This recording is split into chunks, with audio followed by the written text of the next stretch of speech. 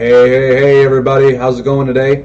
Let's get the stream started, shall we? Into our review stream. Boom! Oh, I love this light every time I see it. It's a giant card and it's just me. It's me in the stream. Hey everybody. Once again, I'm always going to go to this disclaimer every time I do one of these review videos.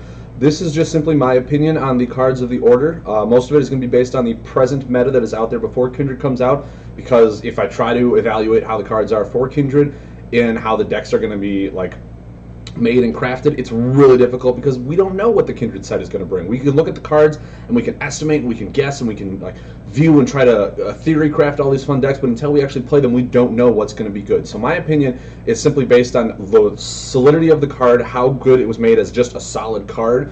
If I think it's going to impact some of the previous decks in the meta, like the Dolo, the Casino, all that other stuff like that. And I'm also going to kind of look at, see how it's just power level based on present cards compared to what I think might happen in the Kindred. Like, it's a very big toss-up, but at the end of the day, this is just my opinion. This is all my opinion, solidity based on the card as a whole. So don't take my word for it. You can, you can't. It's all up to you. I hope we have the same opinions. I hope we have different opinions, because I'd love to talk about these cards with you guys. So that's what I'm doing. Obviously, the Kindred set comes out this week in the app, and I am so excited for that. I have so many decks theory crafted, so I really want to get these review streams going, get them all set up, and put them on my YouTube channel. I'm going to basically do one a night until I get them all done. The unaligned one, I will say this right now, is going to be just a personal video of mine. I'm not going to do it on a Twitch stream. I'm going to just upload that to YouTube so that we can get that one just out of the way. It's not many cards with it. I think it's only like 18 or 20 unaligned cards that came out in this new set. So it's going to be a really quick one. Just posted on my YouTube channel. So if you want to check that out, YouTube link is both down below my Twitch stream and the info there, because I don't have enough followers to actually customize the name yet. So it's a bunch of like with numbers in there. So check out the YouTube video, follow me on there, and with enough followers, I'll be able to actually have a legit YouTube channel for you guys to come watch these streams, because I love doing these streams, and I hope you guys love watching them. I'll try and post more highlights to get a more, like, you don't have to watch the 3 hours that I do. If you want to focus on one fun game that I had, I'll try and start doing that more once I start, rolling with this Twitch stream. Everyone's, starting off strong here, so let's do this. With that being said, let's get ourselves into this Mountain Order stream, shall we? The first card we have for you today, Catalytic Crystallite. It is a defend card. It is an elemental in the Crystal Order. I'm loving these new families, by the way. I gotta say, I love all the families. I cannot wait to try out all the family cards and just see what decks and families they have and what the developers are trying to come up with the cards. So we have 3 healing. Rotate 2 of your action buffs 1 step forward. Now this card, in my opinion, I think is going to be played pretty well in this new set, even with the past cards they have, especially in the Crystal family.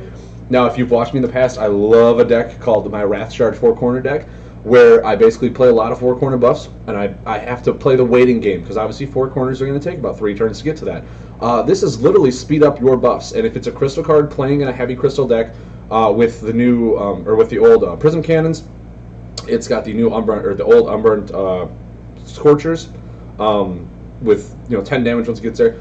Obviously, it's 2 of your buffs, not just 1, 2 of your buffs, 1 step forward. So, like, surprise hits when people are sitting there trying to wait, trying to heal, like, fend off, like, okay, I have 1 more turn before these hit, so now I'll play the defense card.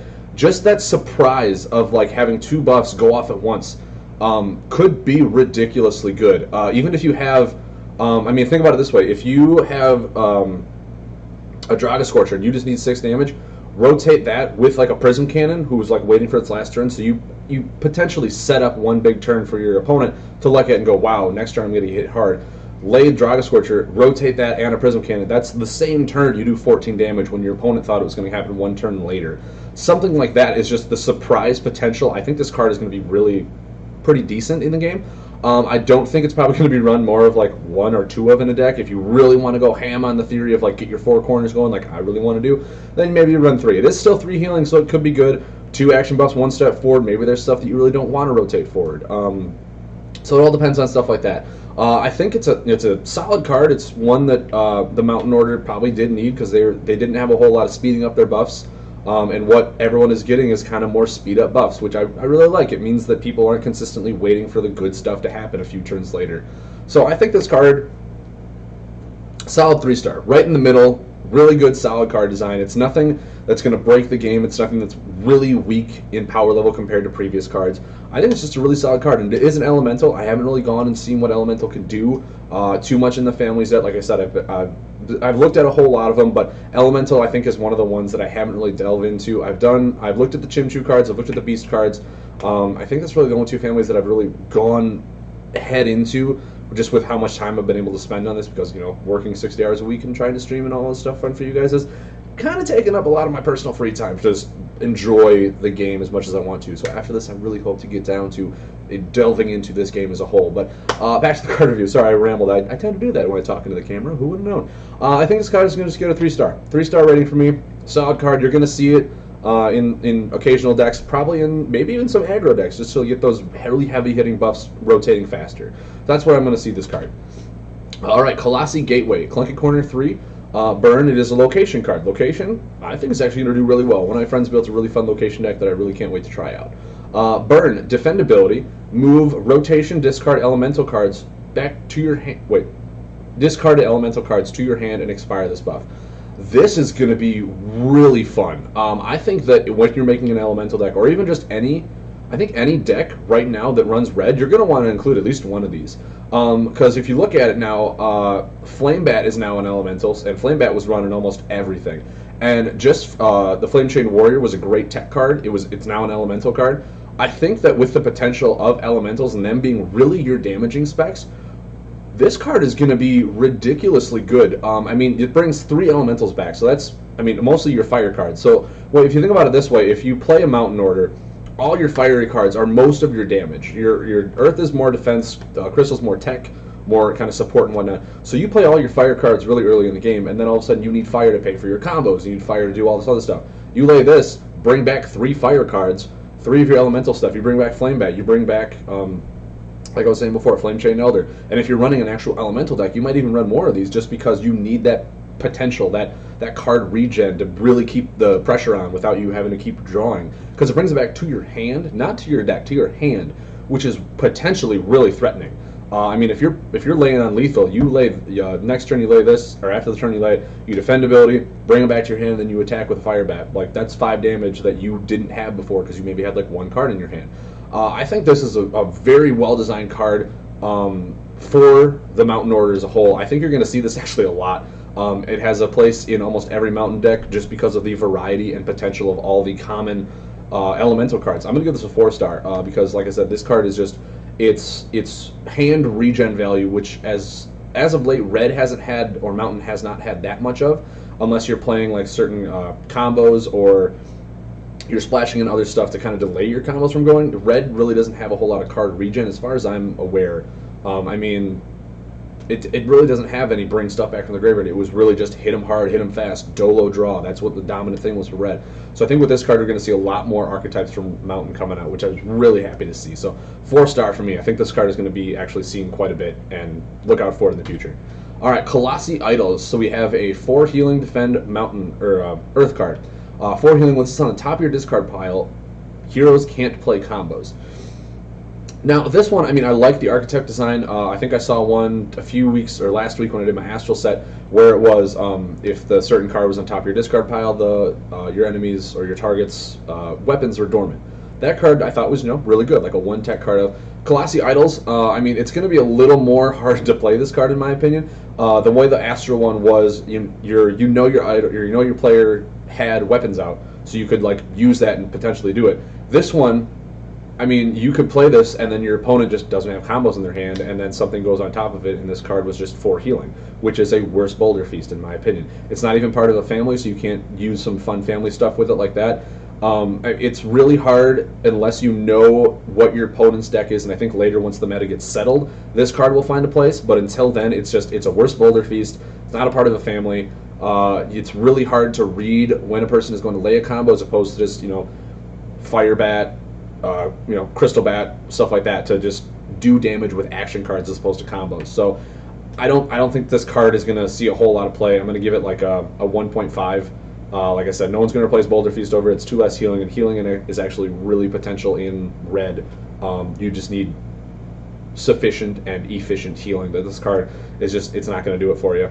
I kind of wish they would give it maybe something like a family to put into it to kind of give it a little more versatility to it, but like I said, this card it's not going to see a whole lot of play, and I'm really happy, or not happy, to see it not have a family. I really wish they would have given more cards, at least like all of them should have a family to it, in my opinion, to really boost the family cards, especially if they're not rotating older cards out of sets. That way you can still have some of the cards with family, some cards without family. This one is just, it's not going to see a whole lot of play until the meta, like I said, finally gets settled, and you have certain decks that kill you with combos as opposed to killing you with action cards. That's why I go to 1.5. All right, Crystal Warper. Crystal buff, when any hero's action buffs rotate during the buff phase, they rotate 2 steps and skip any corner they pass over. This does not affect Crystal Warpers. Okay, so this one is actually a really fun tech card. Got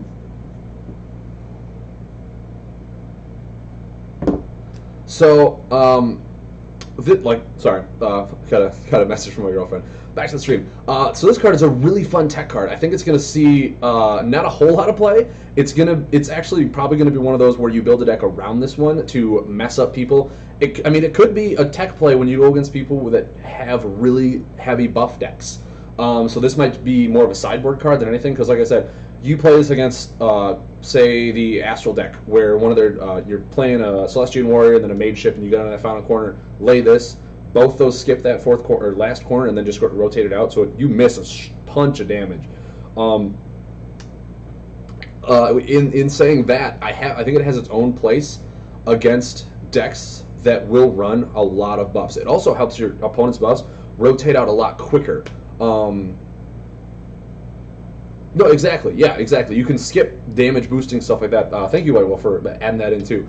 Like I said, you can skip stuff like Storm Shaman, like Thunder Slug, all this stuff. You can skip over really good power-up buffs, damage-reducing buffs. Like it has its own place.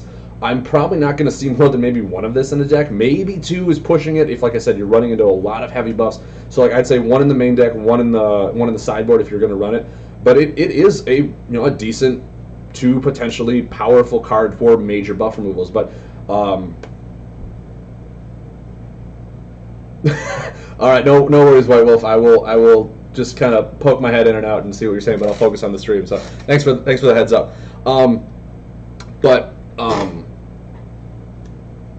Yeah, I think this card it's going to see some play.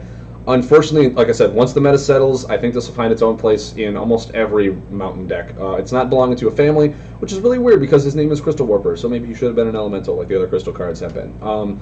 That's just me. Maybe they didn't want to overpower one family, because this one does seem like a very powerful card in the right situation. Like I said, it also speeds up your buffs, so if you're trying to get to the Prism Cannons a lot quicker, you're trying to speed up all your 4-corner buffs, this one could be really strong. But like I said, it fits a certain niche, and the way the current meta has been going for Mountain, they've just been really aggressive, really hammering in their stuff. So, I mean, Draga Scorcher was one of their main buffs, Colossi Ritual Site was one of their main buffs. You don't really want those to rotate past what they're already going to do. Their defend buffs too, Mountain Fort, so if someone makes your Mountain Fort rotate, it'll actually rotate twice, which is really bad because you want every single corner on your Mountain Fort to keep you in the game. I mean, people ran Enchanted Soil, people ran Rickety Mind. Playing around, you have to like specifically play this card in a right spot. So, I mean, I really like this card and I want to give it a 4-star rating, but I think as of right now, it's only going to fit in 3-star, where it's going to have its own spot. But the way I see a lot of these decks going, this is more of a tech card for defense, and unless you like specifically build around this card to make your deck aggressive, that's where it's going to see a lot of its potential. But it is a really good defensive card. I'm not saying it's not. It's a 3-star card. It's a solid card, but it is going to only have its certain situations against certain decks. I think it's going to be really good against Dread. Dread is very buff heavy. I know a lot of Dreads are consistent buffs, so it doesn't rotate like that stuff. But this card is going to have a lot of fun. Where just 2 turns, your opponent's like, okay, well, everything is speeding up, and I want it to slow down and get all the ticks on all my cards. So that's what I think about this card. I think it's a really well-designed card. It's going to find its place in the meta, but currently how it is going right now and how the meta is based, it's only getting a 3-star card. It's kind of a give or take. People run a lot of buff removal too, so it's not like, it is what it is. You're not going to see more than 1 in a deck, if that. Next card, Everok Architect. 3 clunky corners. Your location buffs cannot be removed or returned by other heroes. Rotate this 1 step forward when you get attacked. I think this is a solid card, especially if in a deck like Locations, your location is like 95% buff, and when you play Locations and stuff like that, like I said, I've seen my friend build the location deck, so I kind of have a little more inside knowledge on this card and how it's going to play out. But I really think this is a solid card for the location deck, and I think that if you're building a location deck, this is almost a must-have in the deck to prevent your opponent from getting major value off removing all of your stuff when you really want to get all the value from your buffs. This might be just a one-of in a deck to make sure once you draw it, it's like perfect. Next 3 attacks, you know, if they're buff removal, you can remove this one, that's it. Or maybe another buff that isn't a location, but if you're running heavy location, like that archetype, this is a solid one. I'm going to say you're going to need 1, maybe even 2, depending on how badly you want your buffs to stay on the board as opposed to some other stuff. White Wolf says CRS, Mountain Fort, and Enchanted Soil are all mountain staples that are locations, so this card is really... Exactly. No, I mean, Mountain Fort, Enchanted Soil, Rickety Mine, those are all like consistent staples. Just they all become locations. So stuff like that is in the past meta for Mountain it's just a solid card. I'm gonna give this a 4-star card, just because it's a very well-rounded card. All of the good cards in Mountain that are buffs have become location cards, and I'm sure there's plenty more out now that are currently good location cards. Even a lot of the new unaligned cards are location cards, and I'll get to those when I do my unaligned video, so I hope you check that out. But I think this is just a solid 4-star card that really helps that certain meta, kind of how Dread had cards that really helped undead buffs. This is the one where if you're going heavy on this family, you need to include this card in it because it literally just, it's only beneficial for you. If you're not, I mean, like we just discussed, the 3 big mountain defensive ones that you don't want removed are all location now. So this is just going to be a solid card in a lot of mountain decks, and I can almost bet I'm going to see this card in almost all of them from here on out because it's such good value. All right, next one we have Everrock Channeler. 4 clunky corners, crystal buff. When you play 2 elemental cards in 1 turn, heal yourself for 1 and deal 1 damage to your target. Now this is another one, like I said, it is like the past one was helping location buffs. This one's helping elemental, but I don't think this one is going to be able to help elemental in the way that you want it to. Elemental does seem very aggressive, just from the cards that I'm seeing of what elemental does. The Catalytic Crystallite wanted you to rotate your buffs faster, so it makes you want to, you know, get more value a lot quicker than just doing it. Like I said, Flame Bat, Flame Chained Elder, elementals, really heavy hitting damage. This one, I mean, it is offensive, and it's 4 clunky corners, so it's only going to happen, but you have to play 2 elemental cards. So that means your entire turn has to be elemental. Then all it does is like heal yourself for 1 and deal 1 damage.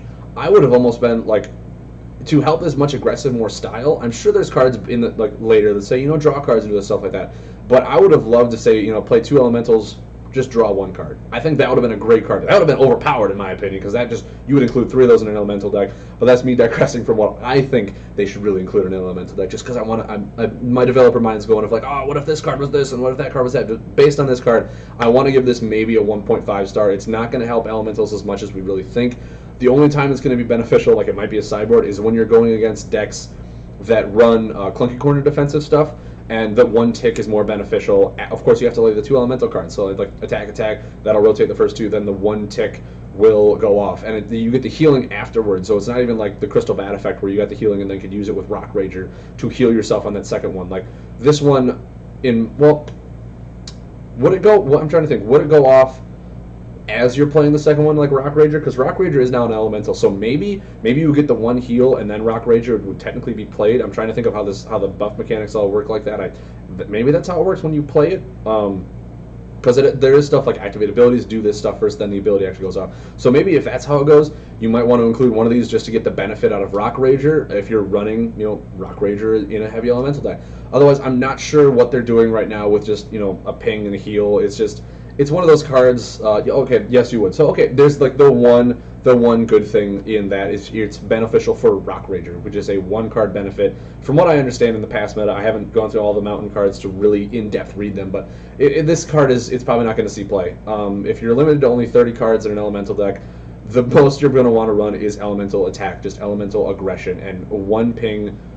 Mind you, you're going to have 4 corners on it, but it's just going to be a buff that you're like, if it gets removed, you're just like, okay. And your opponent's going to look at it and be like, I'm not going to remove it, it's not worth it. If he gets it back, oh, 1 ping, 1 damage. Like, I don't really see, because Because as soon as you play the channeler, you would go off, rage your effect resolves, and you would... Okay, so yeah, it would affect. That's what I thought. That's how I thought the buffs and all that stuff worked. But yeah, I just don't see this card being played in almost any elemental deck. All elemental decks, from what I'm visualizing, are mostly going to be fire. So yes, this is crystal. You could put it in to maybe pay for your combo buffs later on, get them all back. Like crystal is your support for it. But still, you almost want to be pure aggression, play a lot of fire cards. There's going to be a lot of fire cards out there. I know the Flame Chained Elder, I want to say, is the buff, where it's like if you play 2 elemental cards and one of them was a fire, your second one gets a major impact. Like, those are the buffs that you want from an aggressive deck. This one is just, it's not going to have a place in any deck. It could be good in draft. The ping damage could be good in draft and minor heals, but in ranked and tournaments, I don't think this card is ever going to see play. Everrock Trader. Draw 1 card for every location buff you have, discard 1 card. Now, like I was saying before, with the, what card was it? The Everrock Architect.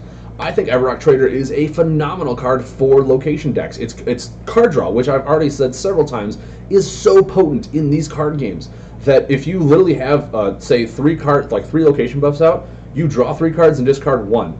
And if you're playing, like, you know, if you're just playing Colossi Gateway, discard an elemental card.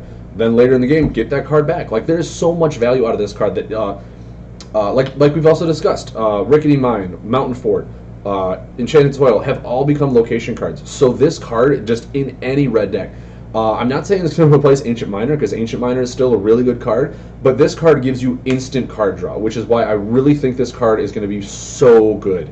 As White Wolf was saying, this card is insane for mana. It makes burning through the deck even easier. Exactly. I mean, this card is 1 card. Even if you draw 2 and have to discard 1, completely fine. It's a double card draw for 1. Maybe you even want to run the tech cards where you can discard the Colossi Idol and just have it on the top of your discard pile so they can't play combos next turn. Like, there's even cards now where you want to discard them just so they can sit on the top of your discard pile. Stuff like that. Like, this card is so good, and because it is card draw, because it really doesn't belong to a certain family, because it doesn't have burn, is insane. I think this is going to be a 5-star card that almost every Mountain deck is going to run. Even if it's only running like Enchanted Soils and Mountain Fort, that's still draw 2 cards, discard 1.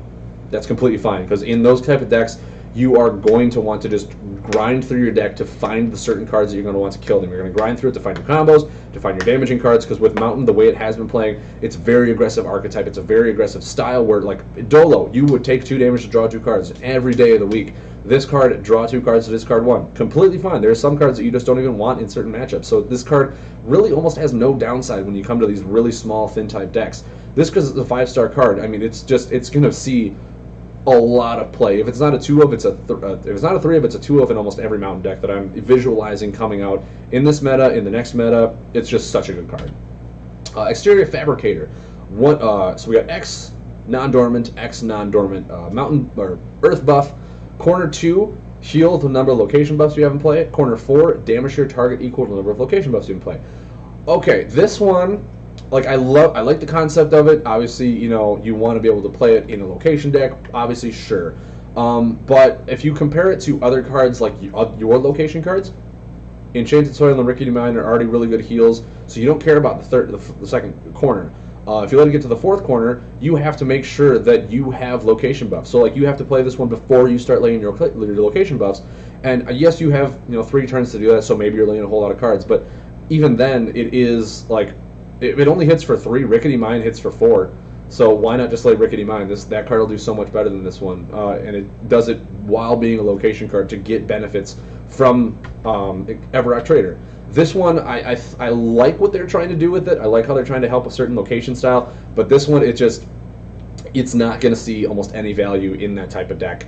I mean, maybe if the 4th one was card draw, maybe we could do that. Like, heal for a little bit, then get card draw off location buffs, and then your opponent could see the real threat in this card. But if it's just damage, there's so much other better damage in Mountain alone, just through their attack cards.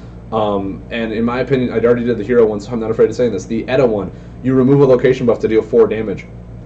So you want your location buffs to get to the final corner and then remove them. This isn't even an elemental or a location to fit in any family style. It's trying to help location, but it doesn't help it in the way that location needs help. Because you're going to have so much heal, you're going to have so much damage just in your location cards alone that you don't need this one to be a dead card. It could be a lot better things than just what it is. This is like a 1-star card. And I mean, the potential could have been changed to make it a little better, but you're not going to see this card in almost any deck ever. it's not as good a value as any of the location buffs itself are doing. That this one needs those buffs to support it to do something else. It's just not good. You're not going to see. It's not going to see play. Flameborn Tusker. All right, see we have an elemental fire card attack. Awesome. 4 damage. If you have buffs of at least 2 different valid elements in play, your deck is not empty. Move this to your deck. This card is going to see a lot of play in elemental decks. I can almost guarantee it. I mean, 4 damage alone, that's a fine attack card. Flame Chained Elder was a great 4 attack card. It was a tech card, just like this one. It's for reuse in your stuff. And if all your attack cards are fire, that means all your buffs are going to be either crystal or earth. And there might even be some fire buffs that you want out, like Draga Scorcher, that you just have out. So if you have like a Mountain Fort and Draga Scorcher rotates for 6. Lay this card for 4. You have 2 buffs of 2 different elements. Put Flameborn Tusker back in your deck. It's a card that gets so much value. I mean, I'm going to slightly compare this to Mirror Beast, where Mirror Beast would just go back to your hand, which is insane value, because then you can use it, obviously, again and again and again if Gravity was on top. This one goes back to your deck, so you can draw it again, so you don't get the deck out phase. Obviously, once your deck is empty, you will have to discard it. But just that recycling, get more value out of this one card. It's a common card, too. In my opinion, this should be an uncommon card. Like, the value of this is going to be so insanely high. I think this is going to be a 4, if not 5-star card for Mountain, which is going pretty high for a common card. But like I said before, you have Enchanted Soil, you have Rickety Mine, you have Mountain Fort, all good Mountain cards with 4 corners. Those are going to stay out there. Colossi Ritual Site is Crystal. This will bump it up to 7 just for that one card. This card gets shuffled back in your deck. You have Draga Scorcher. It's a fire buff. This card goes back in your deck. We're going to see a lot of other crystal buffs and a lot of other fire buffs to go along with the already good earth buffs, that this card is going to get so much recurring value out of it. And you think about that, an attack card that essentially does 8, 12, 16 damage from one card getting recycled and revalued, even to pay for your buffs that are fire, because you're going to be playing your fire card, so you want something to get back to play your combos with it, is just, it's nuts value. It's incredibly good. This card is going to see a lot of play. It's going to be almost a 3 of include in a lot, if not every Mountain deck. It's going to almost replace Fire Batum in my opinion, because it fits the same niche. It's 1 less damage, but like I said, the recurring value is what's going to push it to the limit. Unless you're really heavy, really aggressive, and 1 point of damage matters more than cyclical damage. That's just my opinion on it. This card is going to be awesome. Look out for it. Flame Chained Inferno. Fire Elemental buff. Already, what I was talking about. Fire buffs are going to be way more better than anything for this new Elemental phase. Corners 1, 2, and 3. Instead of discarding, store Elemental cards under this card.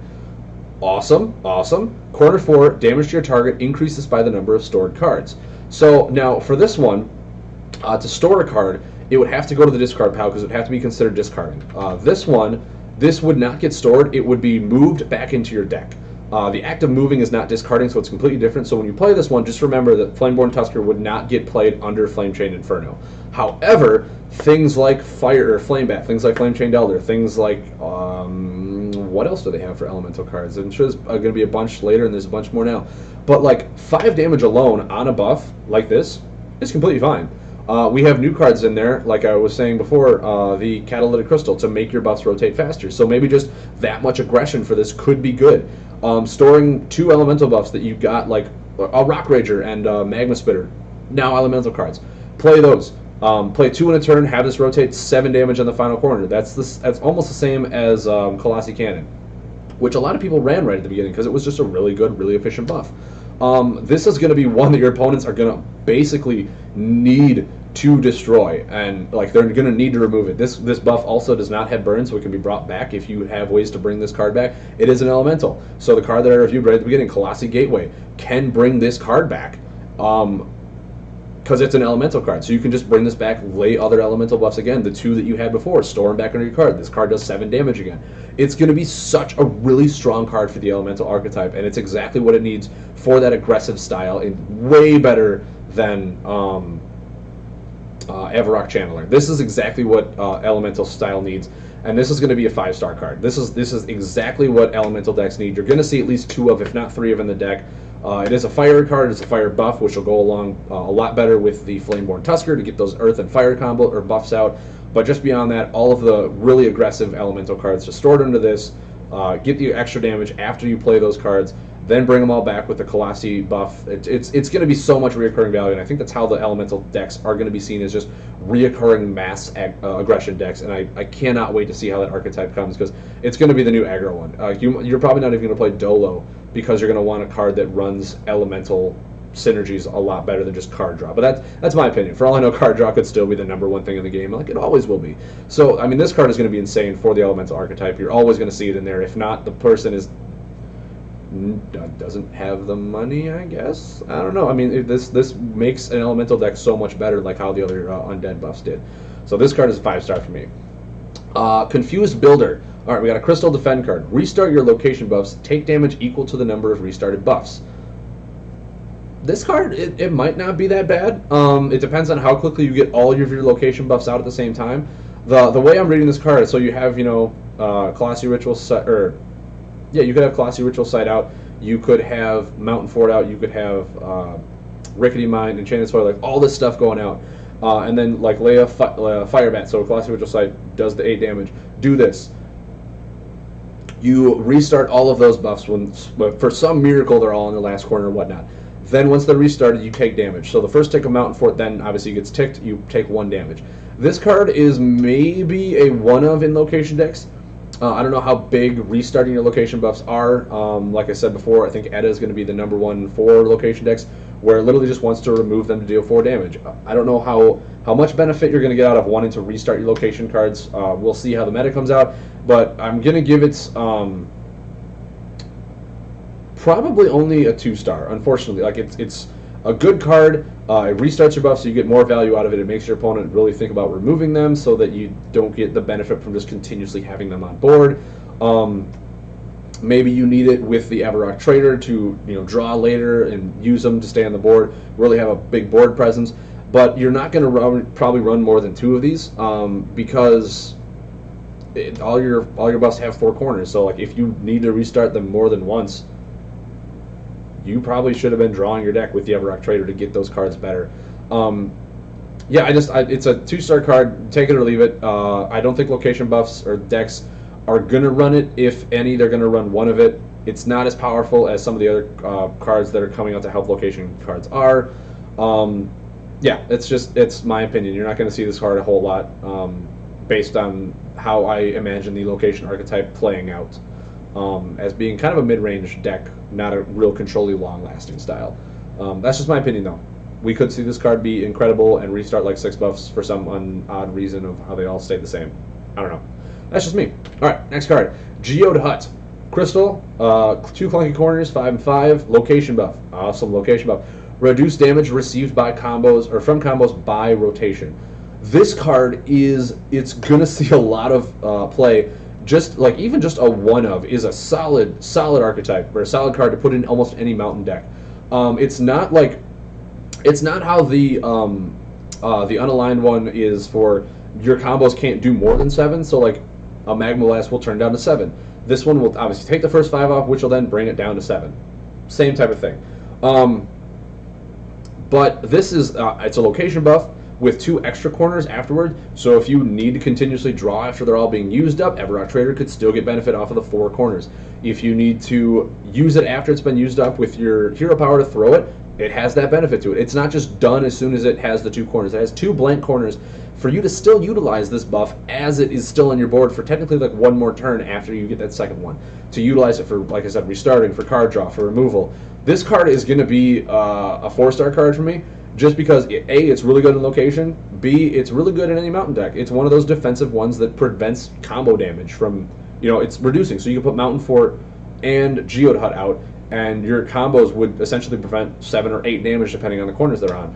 And for a lot of combo damage, like, people really spike you with combo damage. They really try to hit you on that 12 spot rating. So even saving this card, it's a crystal one. A lot of this archetype maybe uses crystal to just pay for their stuff. So saving this until you get down to the late part is not going to be that difficult to do. After that time, you lay this when you get down to like 12. They either have to remove it, or they just have to like start blowing their combos on damage and whatnot. And it really is going to detriment a lot of cards, especially these combo decks like the Mimic and Horror Trianu stuff. Would do 28 or 32 in a turn. That's 10 damage you prevented from that, so it only does 18 or what, 22, which in some decks is really like a huge detriment from their 1-turn kills. This card is going to see a fair amount to a lot of play. I'm going to give it a 4-star just because of how good at defending it is against those really spike-heavy finishing stuff when you just need to stay on the board. Get your potential damage out. I like this card. I like it a lot. Grand Statue. Instead of discarding... Okay, Earth, location, buff, continuous. Put that out there. Instead of discarding, store Earth cards under this card to a maximum of 3. While 3 cards are stored, increase your damage done by 2. This cannot be returned. This card, I think, is going to be really good for locations. It might even be really good just in a mountain deck alone. You think of all the Earth cards they run. They run Boulder Feast, they run Enchanted Soil, they run Mountain Fort. Those are just the 3 main ones that come to my head. They could be running more, several more. But like instead of discarding them, you store them under here. So like if you need to heal for Boulder Feast later in the game and you need that final push, you put Boulder Feast, your Mountain Forts cycle back under, and they put back under there, and then you have 2 extra damage. It's like a mini Colossi Ritual Site for the entirety until it gets removed. There are a lot of like return buffs out there, and obviously with the store effect and the way return works, if this buff will get returned, the card stored under it would not get returned with it. So having this be returned is completely okay with the store effect, so that's fine. Which means that you can't like Warp Toad it, you can't do anything, you can't Force Mender it, you have to remove this buff. And later in the game, when people have used their potential buff removals, having this to kind of be that, hey, we're getting late into the game now. I really need to start finding a way to get that extra damage from the minimal cards I have. This is going to be a late game card that you're going to want to have to Boulder Feast, to Mountain Fort, like that stuff. Get them under there, and then all your cards deal potentially like 6 or 7 damage instead of the 4 or 5 that they were doing before. This card is going to be a great one of in a deck. I don't think you're going to want more than 2, because like I said, it is that late game card you save to get that final push. Unless you're being super aggressive and playing a lot of Earth cards and all that stuff, you have 1 for late game and then 1 for early game. Like really get early game presence, and your opponent's like, wow, I could be overrun if I don't remove this really early, and then those cards go away. And then later in the play, you play a second one. It's gonna be a lot of fun. It's gonna have a really good archetype in this new mountain set that I feel is coming up with location and elemental, where they're all going to try and do reoccurring damage, just potential damage over time. They're not going to try and win by turn 5 or 6. Having something like this to finally push it into the late game, to have their late game that extra oomph to kind of really drive home their damage, is going to be really good. I think it's going to be, I'm going to say a 4-star card, just because, like I said, it's a 1 of in a deck. You're going to want to draw it late game. It has its own niche in almost every mountain deck. But at the end of the day, you could also get down there, and by the time you draw it, it could do nothing. You could only have 2 more Earth cards in your deck, and this is just a dead buff. So if you're not running Edda, you can't even remove it for 4 damage. It's one of those things that, like, it has its own place, and if drawn late in the game, it does nothing. And the other location hero, his ability is you choose a location card and put it in your hand at the beginning. Maybe you always choose Grand Statue and you go really aggressive on it and play that first turn and get all your Earth cards and really have that really early game advantage to it. Maybe it's going to be a lot better than I think. I don't know. But I'm going to give it 4 stars. It's not a 5-star card where you need it in every location deck. You need it in every mountain deck. It's just a nice card to have, to know that your late game has potential to finish it where before maybe you didn't because they were continuously healing so much. It's a good card. It's a really good card. I like the design. All right, Kriebel Pyromancers. Fire, we have a Kriebel card. Awesome. I love seeing the Kriebel and the Umbron families finally getting into this. I really want to see what their whole family of the niches to it outside of the unaligned cards. We have 3 damage. Increase this by 3 if your recipient played a combo on their last turn or has a combo buff in play. This is, I mean, it's a decent card. I know there's a lot of cards out there that do stuff like that. There was a crystal card. I can't think of the name right now. It might be Crystal. No, Crystal Maze was healing, and you got to mill if it was like a combo or something like that. But there was one where it's like you get to draw a card and put a buff into play. If your opponent has a combo buff in play or played one, you get to draw an additional card. Stuff like that where like if your opponent does all these combos, it could be a beneficial card, which is really weird that they have a card in this set, the Colossi Idol, that prevents your opponent from playing combos. If you're going to run cards like this where you almost want them to play combos, so you get an extra benefit from it. In my opinion, it's a 2-star card. If you're going to run a Kriebel card, you're going to run it. You're going to run the Frenzied Kriebel, which you've almost seen in almost all aggressive decks where you have 4 cards in hand like Kriebel. It does 6 damage because you're down to 3 now. That's way more consistent 6 damage than this one because you have to rely on your opponent to play a combo. And if later in the game they're not playing a combo, they're not doing a buff, it's only 3 damage. It's not even an elemental to get it back. I don't know how the Kriebel family works right now. Whether the Kriebel is just like really synergistic, I don't know. We'll see how it plays out. But this card is probably only get a 1.5 star. There's way better cards, even Kriebel cards, that do more efficient 6 damage than this one can do. It is a fire card, which right now the fire is mostly taking over the elemental slot, so you're not even going to see this in an elemental deck. It's just it's a very niche card that has to be played at the right time. Otherwise, it's going to sit in your hand because you're going to want more value than just the 3 damage. That's my opinion. There's a lot better cards to replace this with. It's not going to see a whole lot of play outside of maybe draft. Draft is the only time you're going to see this card be played. Lava Pools. Fire buff, XX11 location card. Draw rotation cards when you play a fire card. Now, this is a phenomenal card. This is the things I was saying before back when I was talking about the Everrock Channeler, where if you lay an elemental card, you need to draw cards.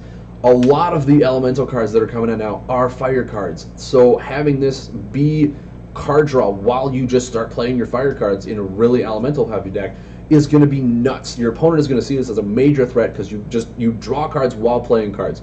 The Shroud of Night, not Shroud of Night, I keep saying that wrong. The Breach the Veil from Dread was almost an instant buff removal card because every time you played a card, you drew a card. Like, that much just repetition value. It's such strong. It's so strong. It was an immediate threat. This one, obviously, you have to wait till turn 3 and turn 4, but it's 2 turns where you basically could draw 4 cards if you have 4 fire cards in your hand. And if you're playing a very heavy elemental deck, I think you're going to mostly be playing fire cards, in my opinion. I think that's how the archetype is going to play it, especially with Lava Pools. Lava Pools, I also feel is going to be a no more than 2 of in a deck, because obviously more than, like, if you run 3 and you draw Lava Pools and you play Lava Pools, yes, you can play another one once it gets to the corner to draw a card because it is a fire card, not just an elemental card, but you're going to be cycling through so much of your fast aggression damage that you're not going to, like, you're going to want to draw this card, but you're going to not want to need to draw this card. It's kind of how I'm balancing that out. However, for the new elemental archetype, just because it says fire, is going to be way better. I think this is I want to say this is going to be a 4.5. It's not quite a 5-star card where it completely dominates or you completely need it in an elemental archetype or anything like that. I just think, like, if you're, because elementals, there could be a earth elemental archetype where this card just does nothing, and that one could be way more better than fire. I don't know how this elemental stuff is going to play out, but it is going to be a really, really strong niche card. And if you're playing it in mountain decks, you really have to go heavy on the fire, which means you have to play a certain hero with this card. So it's a good card when you look at it, but then to get the most value out of it, you have to, like, really start funneling it down into where it fits in a deck. And if you're only playing like 1 fire card a turn, this card is going to get you, yes, 2 card draw, completely fine, but you have to wait till the turn goes, 2 turns until you get that immediate value, when Ancient Miner is 1 buff that draws you 3, and it's not even a conditional one. So that's why I'm looking at this, where yes, it's a really well designed card for a specific deck that meets that niche for card draw, like fire cards, like I said, is what Elemental really wants to do. So that deck is going to be an all-star. But, like, it has to be a fire elemental deck. Outside of that, I don't think you're going to see a whole lot of play from this card. Maybe a one-of if a guy's just, like, running Flame Bat and Flame Chain Elder and just wants a card draw, or even just to play this and anticipate his opponent going, hey, check out this really good buff, you're going to want to remove it, and then at the end you're just like, I have, like, 2 cards in my hand and none of them are fire, and this buff did nothing. It's stuff like that I'm also thinking about while this card is made. So that's why I give it, like, a 4.5, where it's a really good card, but it could be a dead card. It could be a nothing card. It could even not be included in the strongest elemental archetype that comes out there. So it's going to see play. I'm not going to say it's not. It's going to see play, but it's going to see play in a specific deck. Not a lot, not throughout all the board, but a very specific deck. Okay, we have Lava Tamer, Earth Attack Creeble card. Once again, loving the new Creeble stuff. 3 damage. You may move 1 fire elemental card from your deck to your hand. This card, guys, is so good. It's not just card draw, it's specific card draw. It's card fishing. It's I don't know what the fetching. It's a fetch mechanic where it's not just healing, but it's damage. So very aggressive. In an elemental style deck, it's gonna be that really nice damage push where you're gonna draw this for 3 damage, and if you need that potential fire damage, like a lot of people are gonna see your hand and only have 1 card in your hand, like, okay, what can you do with 1 card? Like, oh, it's maybe a Flame Bat, and I have like 8 health.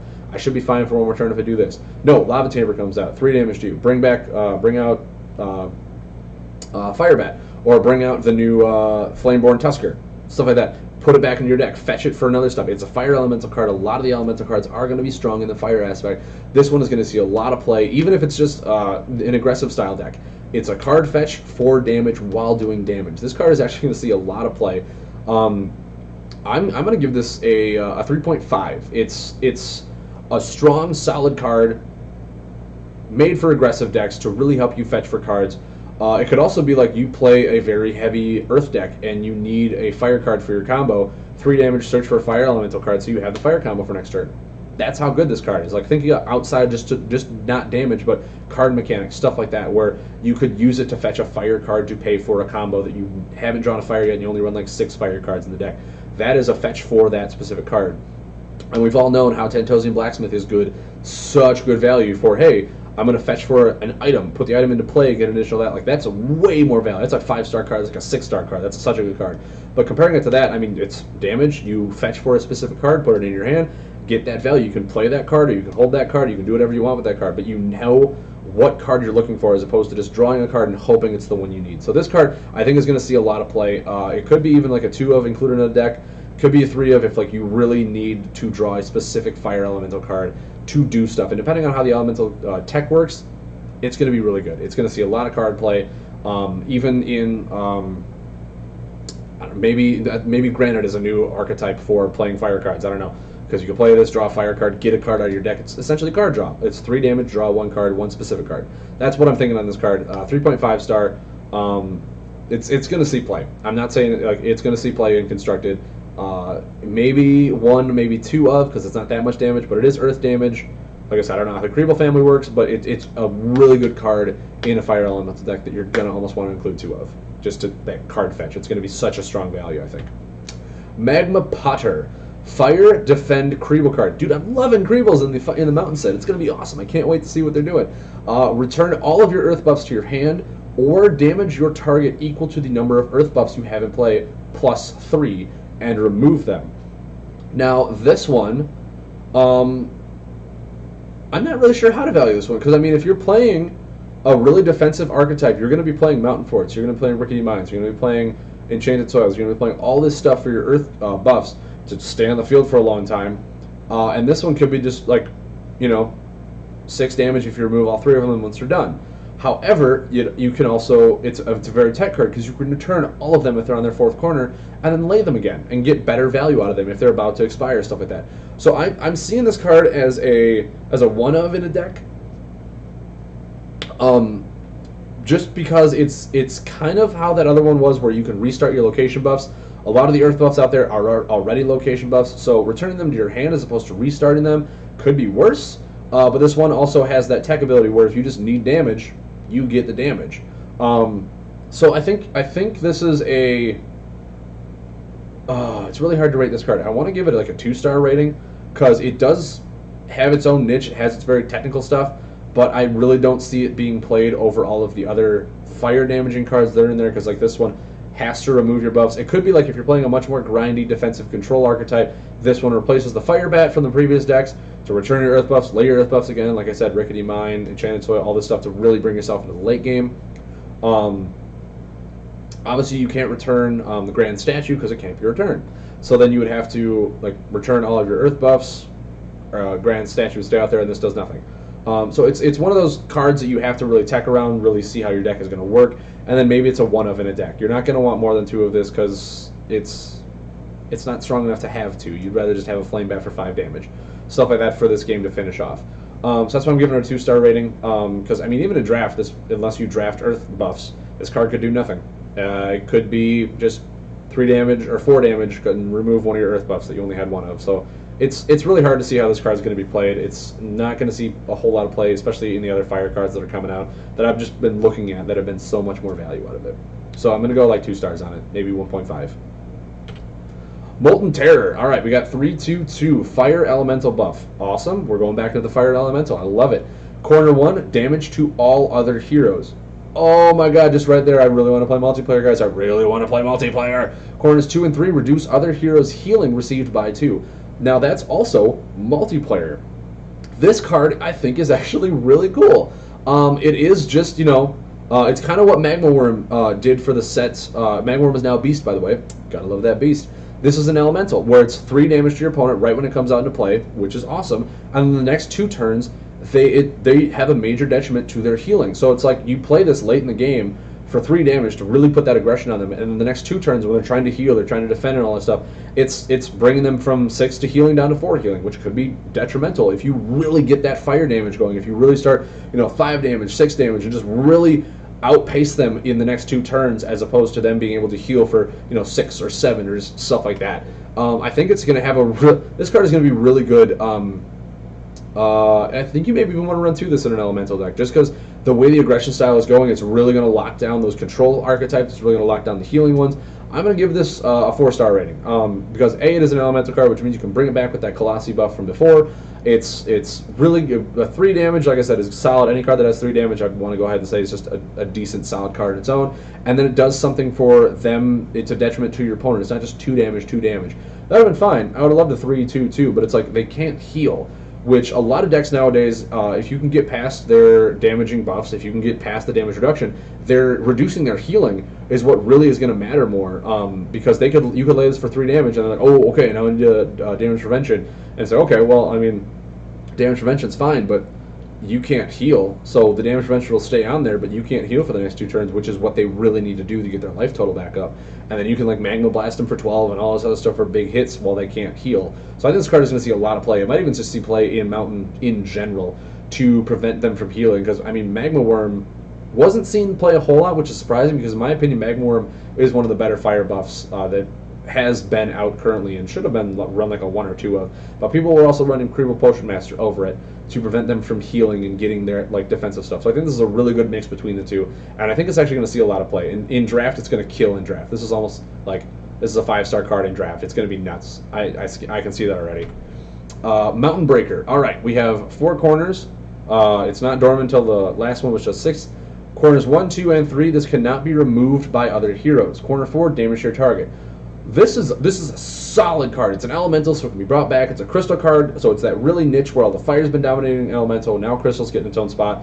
This card cannot be removed. It can be returned by other heroes, but it cannot be removed, which means this card is essentially going to go off at some point in time. They can return to your hand. You can lay it again. It's going to go off, and it's 6 damage.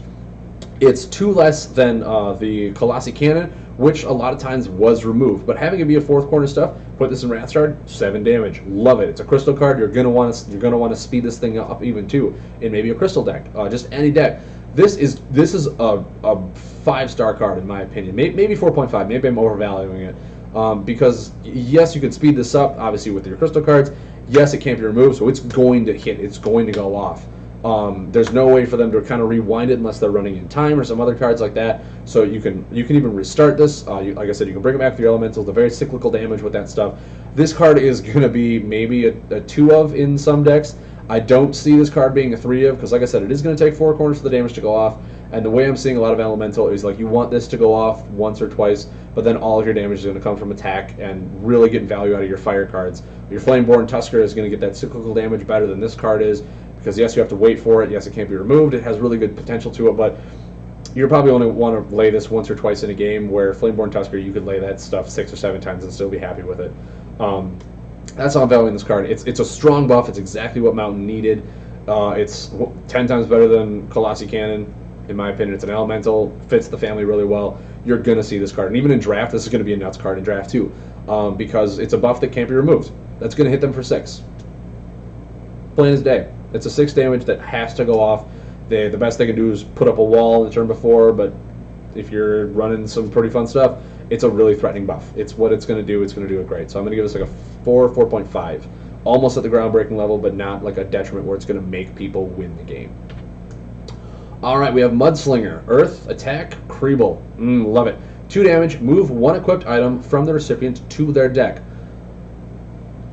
All right, I have a love-hate relationship with this card because A, I love it. It's 1 equipped item to their deck. It kind of does the same thing that the Weapon Master did, except you can do it right in the same turn. The reason I hate it is because they gave it to Mountain, guys. Why? Why would they give more weapon removal, more weapon control to an order that already has one of the best weapon removals in the game? If they're running it, they're consistently running Shatter Blast to deal 9 damage, because 9 damage is just broken. You also get to remove an item. Like, 9 damage alone is great, and then it has an added benefit if they're trying to play a fun deck for items. There's a lot of items in this new set, so Shatter Blast is almost going to be seen in every Mountain deck still, because it's a really good combo. It's 1 of each. Easy to pay for.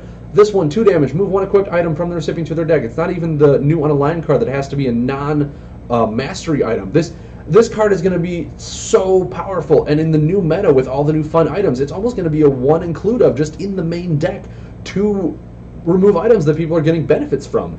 You might even recruit like 2 or 3 in your sideboard just so you have that to really mess with people who want to play fun decks with items.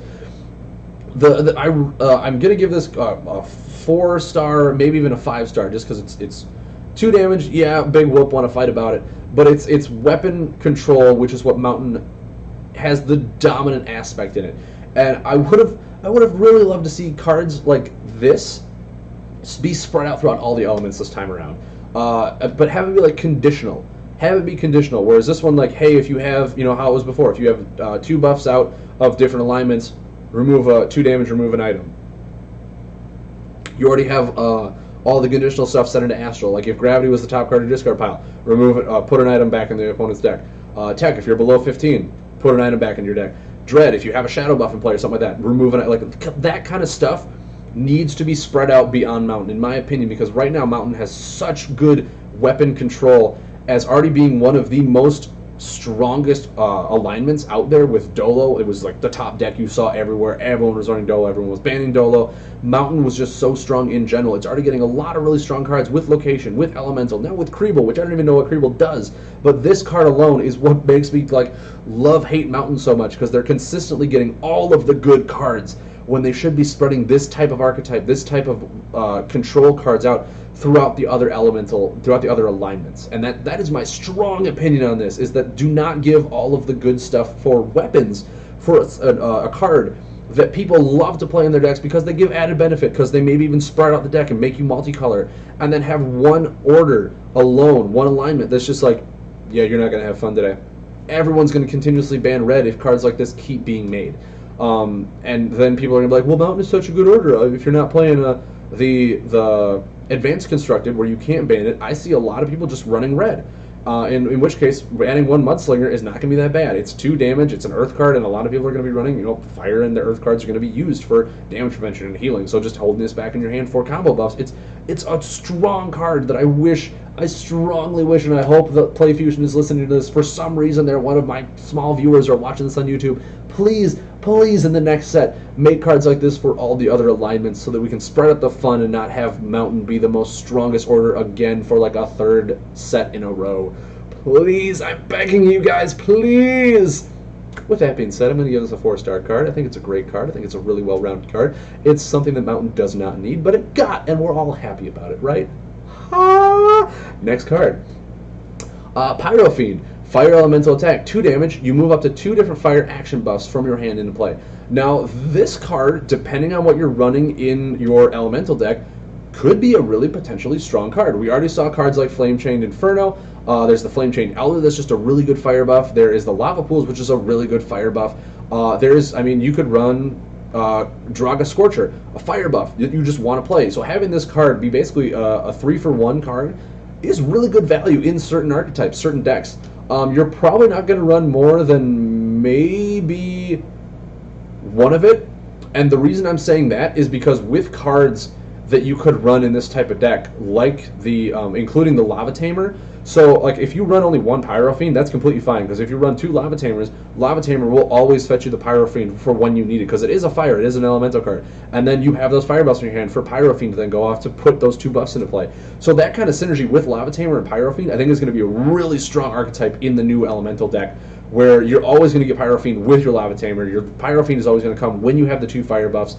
So that minimal like 5 damage is not minimal where you want the damage, but it's always going to be, hey, I just laid 4 cards in 1 turn, go. And they're like, what just happened? Like, this is one of those, like, Kaiba, did you just like 3 blue eyes in 1 turn? He's like, yeah, but screw the rules, I have money, type of things, where like, that is so much value out of these cards that I think in the right archetype, in the right deck, this could be that groundbreaking card that you just need for that aggression. You need to be able to play all these cards at once with the card draw that it's getting too.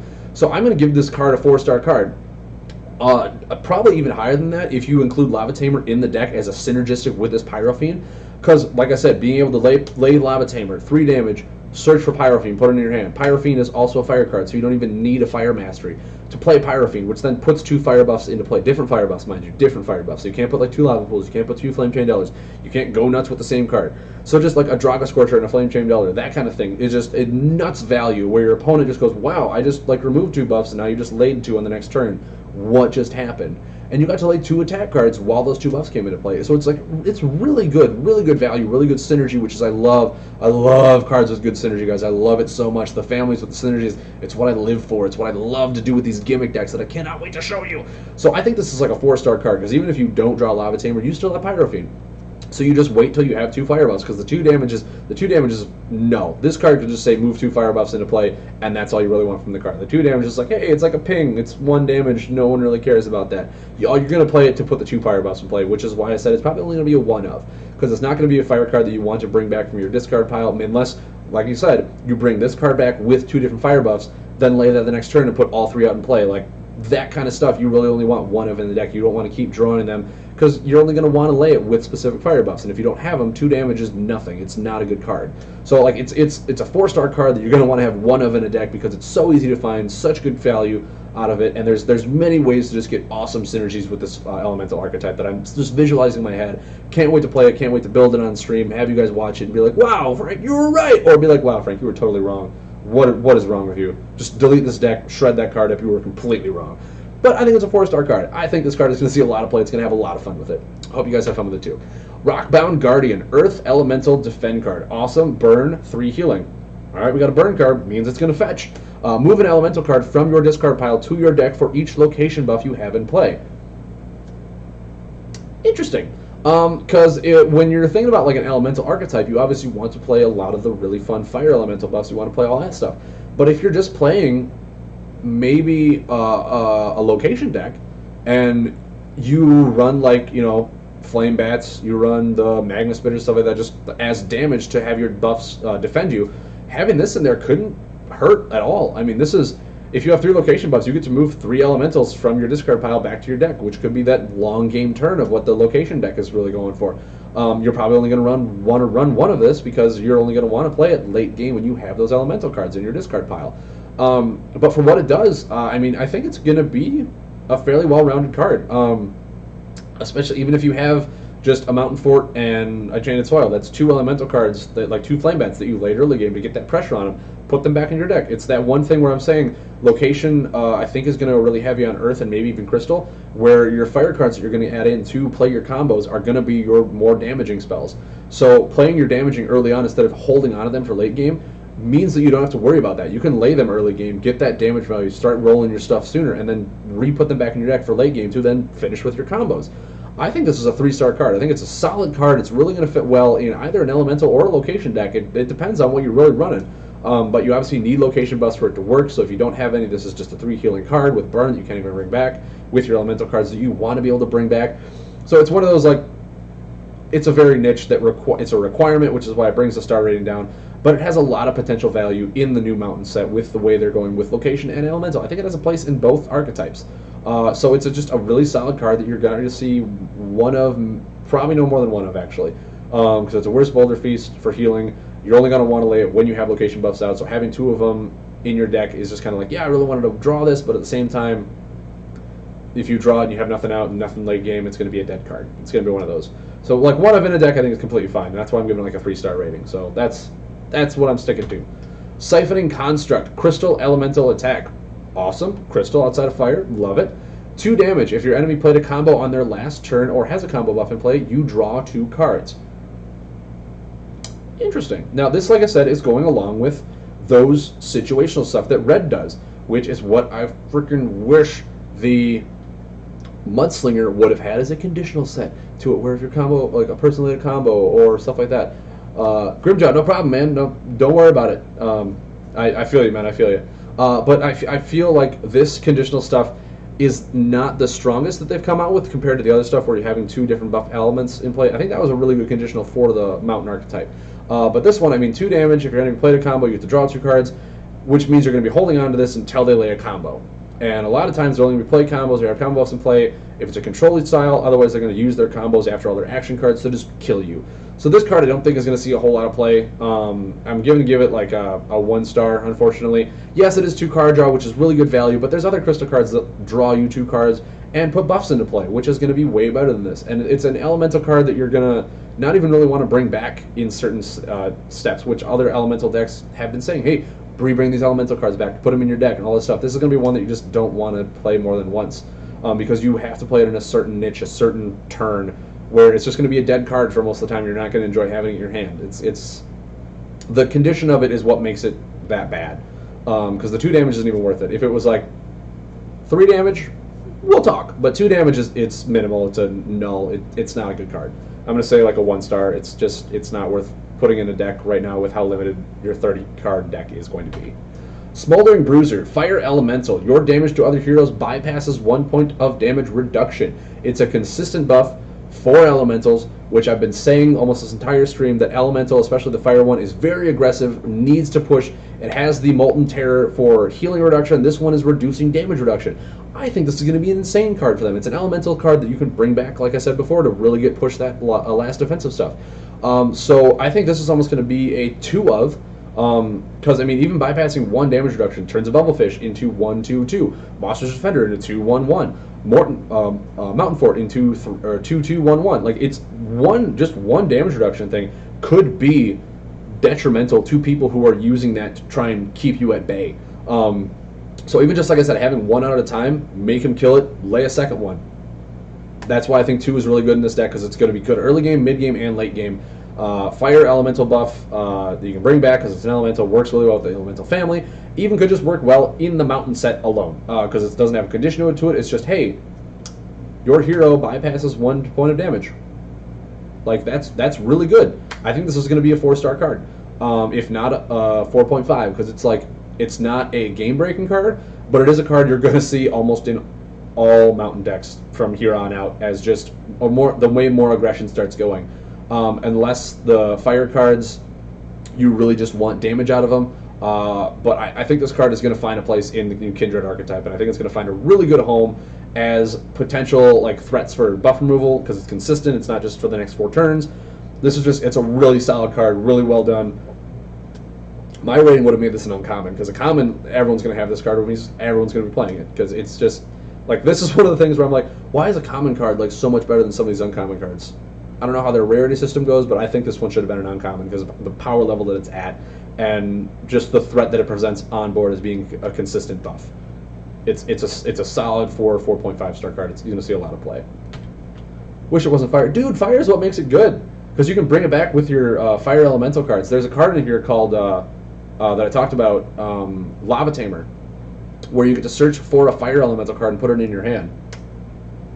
You get to search for that card and put it in your hand. There's cards that say, like, when you lay 2 fire cards, do something better. Lava pools, all this stuff. So I think it will be really good in the new elemental set. I'm sorry to hear that, but I think it being fire is actually going to be really good, in my opinion. I think having fire, you're going to find it be played a lot.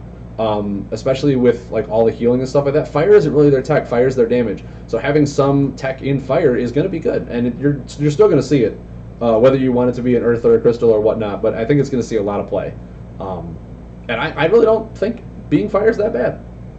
All right, on to Steadfast Beacon. Continuous buff for earth, location. If this is your leftmost Steadfast Beacon, reduce damage from attacks by 1 and deal 1 damage to the attacker when you get attacked. Otherwise, draw 1 card when you get attacked. So this one, I mean, it's one of those awesome cards where it's like, hey, it's not unique, because the unique archetype was like, man, I wish it could do something else. It's like I play more and they're not just dead cards in my hand.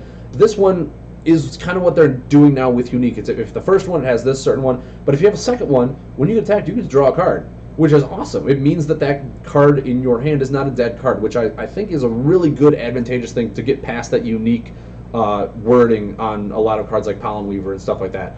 But I mean, this one essentially, it's like a mini unruly mob, where yes, they can attack you twice a turn, but they're going to take 2 damage, and you're going to reduce the damage by 2. And like I said, if you lay more than 1, you get to draw a card when you get attacked, which a lot of people are going to be like, oh, maybe I should have removed that one before he was able to get a second one. It's that kind of thing where like the right away at the beginning, it's not that detrimental, but then when you lay a second one, you're like, oh, every time I attack him, he gets to draw a card, which like amps the power level up a lot. It's okay.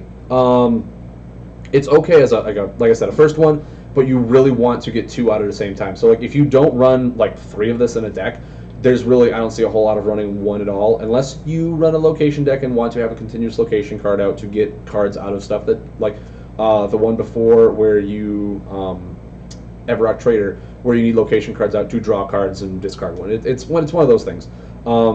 So I think it might have a niche in location. I don't know what it would be run over, especially with all the just really solid location buffs out there for Earth alone. But I mean, once we get into more of a strict format where only certain sets are allowed, this one could have its place in the sun. But until then, I think it's just a 2-star card. Because like I said, if you don't run 3 of them in your deck, there's no point in running them. Because yes, the first one is good, but you'd rather run an Unruly Mob over this one. So it's really only good if you have more than one out at a time, in which case they'll just remove both of them. And that's it for that. So yeah, I think 2-star card is fair for this. I mean, it's not even really going to see that much play in draft unless you draft 3 of them. Then it's going to be a nuts card in draft because draft does not have a whole lot of buff removal. So that's my opinion on it. Take it or leave it. 2-star card on Steadfast Beacon. Swift Pyre, X3. It is a fire buff, but it's not an elemental or a beast or anything like that. So it's 3 damage to your target, draw 1 card.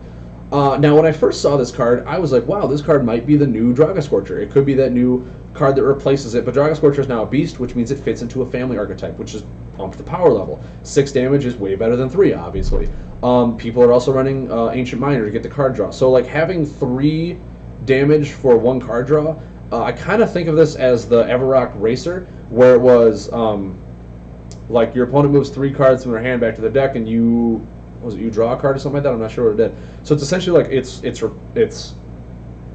a little less than that because that one was way more control.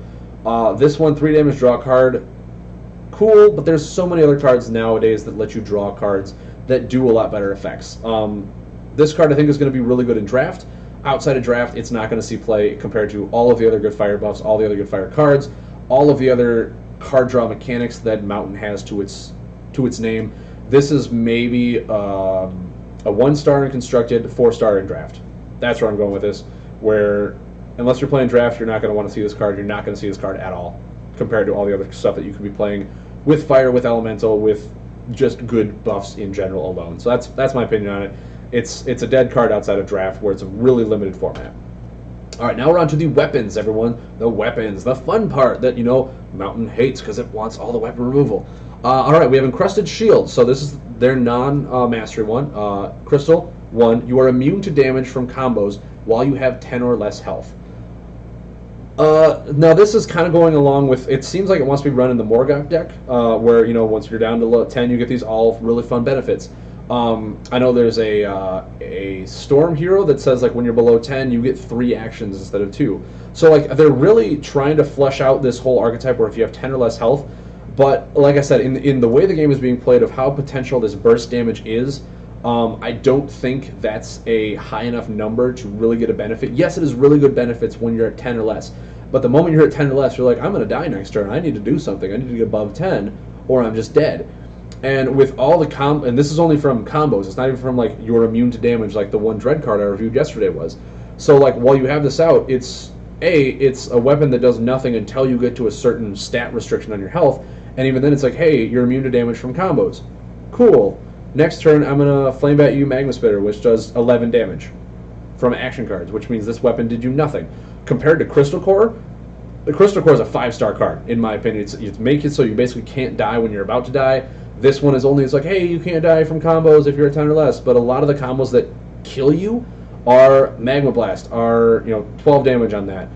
You have all the Storm stuff that deals like 12 damage. You have Vine Lash, which deals 14. So, like, even if you're above 10, you get hit for 1 shot in a combo and you're dead. Like, it's that kind of thing where if it was like 12, maybe we can talk. Maybe we can talk. But there's so many cards out there that kill you from like 12 or above in 1 turn, where this weapon is just, it's going to do nothing for you, which is really sad.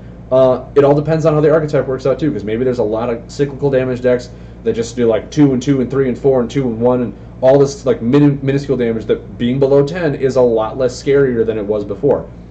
But if that's the case, I'd still run Crystal Core over this any day of the week, because I would rather just not die 1 turn than have a very strict conditional to not die when I'm at 10 or less to a combo. Not that hard. This is probably only going to 1-star for me compared to Crystal Core, which is, it just does the same thing but way more efficiently. And like, there's ways to play around Crystal Core that are a lot more difficult than playing around Encrusted Shields. You just don't lay a combo. That's it. That's how you play around this. Ooh, such a threat. Yeah, this is a 1-star weapon. I'm really sad to say that. But I mean, they really need to do a lot more of fleshing out the 10 or less health, because I just think that's way too low in a game where damage potential is through the roof at certain points when you're getting to that point in the game. That's my opinion. All right, Flame Claws, Mastery over Fire. So this is their Mastery Superior weapon. Increased damage done by your fire combos by 1. Attack ability, 2 damage. This card is just great. This is amazing. It gives you fire superiority, so you can run a lot of your fire damaging cards and a lot of the fire cards. What did I say? Items? Oh, for the Flame Claws on this one? The attack ability for 2 damage? Maybe I'm misreading the quotes. I don't know. But this one, I think, is just, it's a really, really strong, really fun card, and it's going to make it so that you can play heroes that don't have fire superiority and then put this in there to give them fire superiority, to allow you to lay really fun cards like Lava Pool to get 2 fire cards in 1 turn. I mean, even attack ability for 2 damage. I would run this card even if it just said increase the damage done for your fire combos by 1, because there is a lot of good fire combos out. Magma Blast was a part fire combo. People are running. Oh, sorry. Weapons, technically, they're items. You are correct. I do apologize for that. They're the item archetype, but a shield. Well, Captain America makes shield a weapon, so there. No, I'm just kidding. But no, technically they're items, so thank you for that correction. But yeah, Flame Claws I think is just a phenomenal card, and once we get down to these new combos after the items, you're going to see the potential that these have really strong fire attack and offensive ability. So like, even if this is just increase, like it's essentially you get 5 extra damage from your deck, which is just really good. Especially like in fire combos, there's the Flame Fists out there, which is attack damage for 3, which will deal 6, 6, and 6 instead of 5. So that's 3 more damage from this. So like, just think about it that way. If you put it in a really fire heavy deck, even if you already have fire superiority, this weapon alone in an aggressive deck like this with your fire combos is just going to be nuts, because every single one of your damaging combos has fire in it. Magma Blast does, Shattered Blast does, Stream of Thanatos is part fire, that's going to be 1 more damage. Like, all this stuff was already running fire, and now it's just 1 more damage, which is really good, and really good. The attack ability, yeah, cool, you have an ability on something that you can just deal 2 damage if for some reason you have nothing to do for a turn. I don't know, but I think this is like a 5-star weapon. You're going to see archetypes built around Flame Claws that just have massive fire cards, and having an item where you build a deck around that item makes that item a really good item. Really good. People built decks around Grim Glider, which is a 5-star weapon, because Grim Glider was such an efficient weapon. This card, I think, is going to fill that niche for the aggressive fire archetype, which is, in my opinion, what we're going to be seeing a lot from Mountain. If it's not fire, it's going to be earth location, stuff like that. So that's my opinion on the item. Next one. Imbued Breastplate.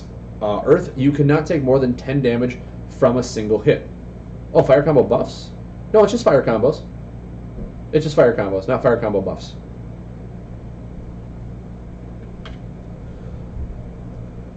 Oh yeah, 1 per corner, exactly. It's plus 1 damage per corner. So those fire, like I said, the Flame Fists become 6, 6, 6 instead of 5, 5, and 5.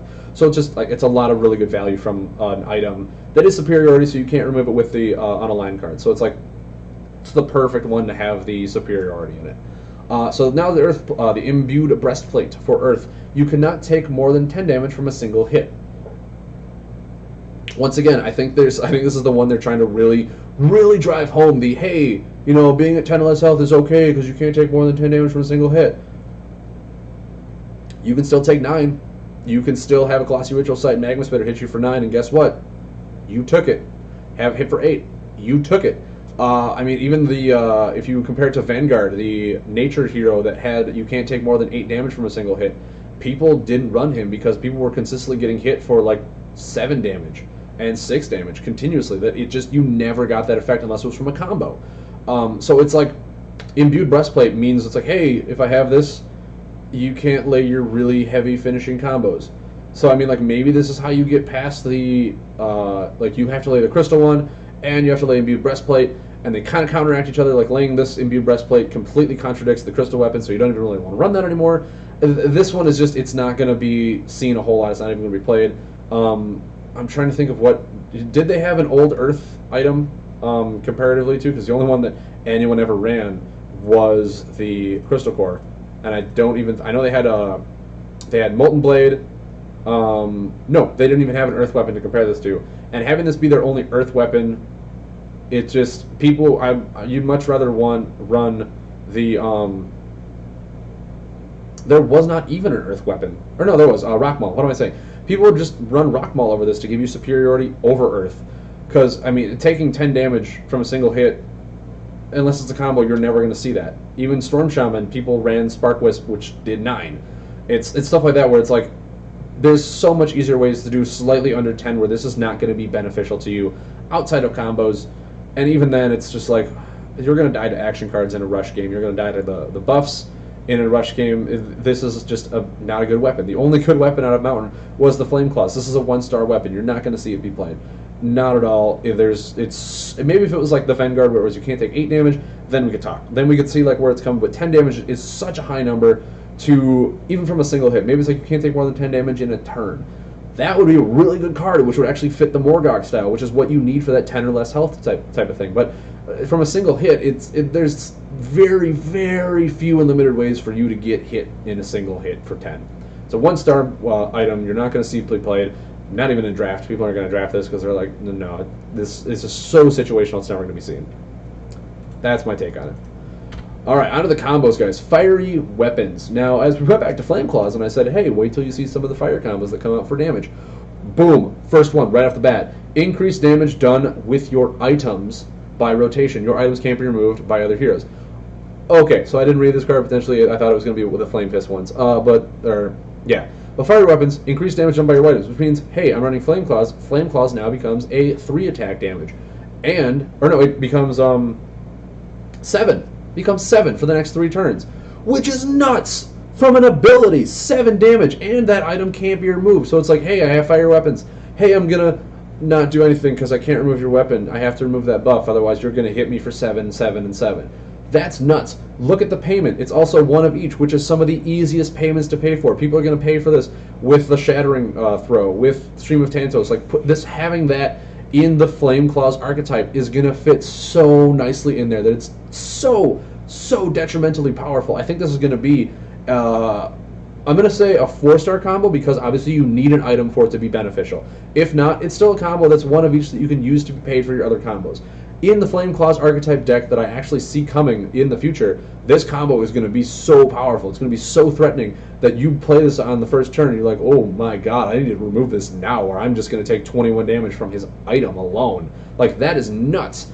I mean, even if you splash in a different item, you could splash in the, what's the Explosive Hammer that does 3 damage. I mean, yes, it'll do 6 damage to you because it just increases damage, not the other damage to other heroes. But like stuff like that, where maybe there's a weapon that does 3 damage. It's a really good combo if you're running a weapon archetype deck, which I feel like with all these new weapons coming out is going to be a fun archetype to build around your weapons. And this is going to fit that really, really aggressive style with it. Like I said, just with Flame Claws alone, it's going to increase it to 7 damage for the next 3 turns, and your weapon can't be removed. There's nothing they can do about it. This is going to be a good buff or a good combo. Pays for stuff, so it's not even going to be a dead card in your hand. You can pay for other combos. It's a 4-star combo. It's a really fun combo that fits into a certain archetype that I cannot wait to try out. It's going to be so much fun, guys. So much fun. All right, Molten Fists. Hey, this is the one I thought I was talking about before. All right, we have Fire, Fire, Earth. So, hey, it's a fire combo. Look at that. Deal rotation damage to the attacker when you get attacked. Oh my god, guys, it also has an attack ability. What? So you lay this, if someone attacks you, they're going to take 7 damage with Flame Claws. Then the attack ability becomes 7 damage. Like, that is just nuts. Like, this card is going to be played in the Flame Claws archetype, which is what I'm seeing from this combo, like from the past 2 combos. There's going to be a Flame Claws archetype deck with these 2 combos. That's going to be nuts. And in that archetype, I'm giving this a 4-star combo. Because I don't think it really has, trying to think, like, it fits an archetype. If you're not running that archetype, you're not running this buff, which means that it has its certain spot in the deck, and if you're not running that deck, you're just not running this combo. Plain and simple. I'm trying to even just go through here and see if there's any other Fire, Fire, Earth combos, and there isn't. There is not any other payment combos where you'd be like, well, should I run this combo over that one with the payment wise for this archetype? No, in this archetype, this one is going to be so dominant along with fiery weapons. Like, these 2 combos back to back, if you're running a weapon archetype, you're running these two combos, plain and simple. It's going to be, I mean, this is just a really good combo. I mean, it's kind of the same thing that what's the one I'm looking for? That Rock Fists does. Rock Fist is damage prevention, but its attack ability deals 5 damage. This is when you get attacked, they're going to take a boatload of damage. They're going to take 6 damage when you get attacked. And the only way to remove this outside of Storm is to attack with a buff removal, which means they're going to take 6 damage just to remove this buff. That's good value. That's really good value. I'm going to see this, I mean, even outside of the archetype, it's still going to be like a 3-star combo. But in that weapon archetype, I think this is going to be a ridiculous card. That it increases the fire damage by it. It's an attack ability on that you don't even want to use your attack ability weapon, obviously. But like it's going to be a really, really good aggression style combo that if you're running a lot of fire cards, which the fire elemental aggression style in my head is running, this card is going to be good in it. It's going to be like a 3 to 4 star combo. It's going to see a lot of play. I can guarantee it. I can guarantee it. It's going to see play. All right, Prismatic Armor, 4/4/4, 2 Earth, 2 Crystal. Reduce damage received by rotation. Draw 1 card when your enemy plays a card.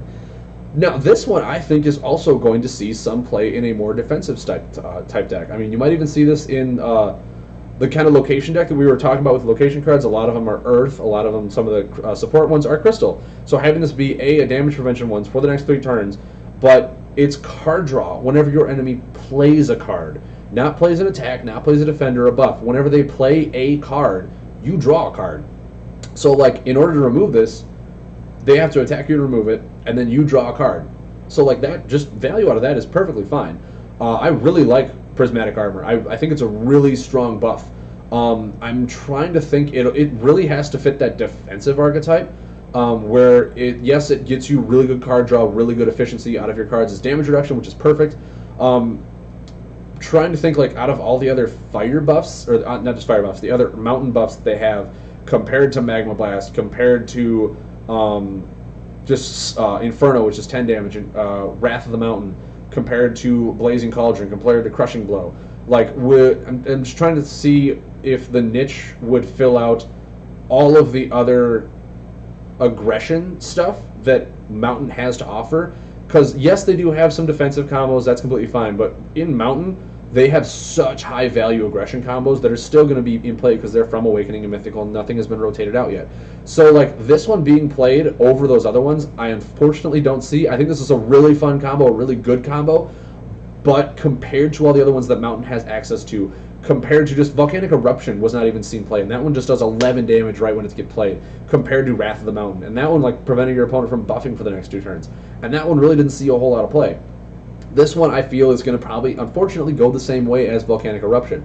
As far as as a solid combo, I love this combo. I want to see it played. I'm going to play it. I'm going to try and put it in a deck and see how it works. But unfortunately, I think it's only going to be a 3-star combo, which is really unfortunate to say. Yes, it is damage prevention, which is good for defensive-wise, as it draws you cards, so it's really refilling your hand as they play cards like that. But it's one of those, like, it doesn't help you win. It just helps you regain a board presence when you probably had nothing in your hand to pay for this combo. So, like, okay, you play this combo, you pay with it for 2 or 3 cards, they go back in your deck. If they play 3 cards, you get those 3 cards back. That's fine. Grimjout sets aren't going to be rotated out because they only have 3 sets right now. But in every card game they've come out, if more sets come out, sets will get rotated out to make ranked mode be different from casual mode, where casual is usually like in many formats, like extended or wild format, they use all the cards. But as more sets come out, like once a year, I think they'll come out with like 2 or 3 sets a year, is what I think their plan is for it. And once those come out, some sets might get rotated out of the ranked tournament. It'll be like, hey, you can't use cards from this set. So make it so that we're not continuously just increasing the card pool, so that other people that want to join this game don't have to buy all the cards from the older sets. So like 5 years down the road, when there's like 12 sets, they would never use all 12 sets in a ranked format or in a competitive format, because of, like, it would make it impossible for new players to join and compete with the people that have been playing it since the beginning. I can't think of a card game where they don't do that. If you can think of one, but in all the card games that I've seen that I've played, they've always had sets rotate out to make the game fresh, to make new deck ideas, new theories come out like that. No, exactly. It's a physical card game, just like all the other ones. Maybe we're miscommunicating here. I don't know, but in every single card game, digital or physical, after a few years, some sets do get rotated out to make the card pool limited, so that new deck ideas come, and there isn't just one deck that runs the gambit like Aggro Dolo. Because Aggro Dolo is such a strong, potent deck. Did Yu-Gi-Oh really utilize, like, never have a limited format? I thought it did. I thought, like, after a while you couldn't use some of the cards. Maybe I'm wrong.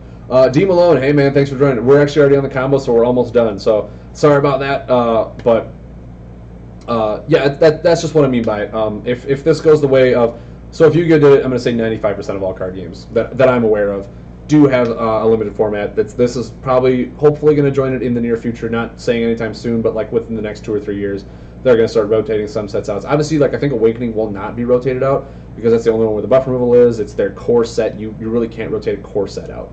So, yeah, they have a ban list for some cards as you make certain cards be banned, which is actually what I wish they would do.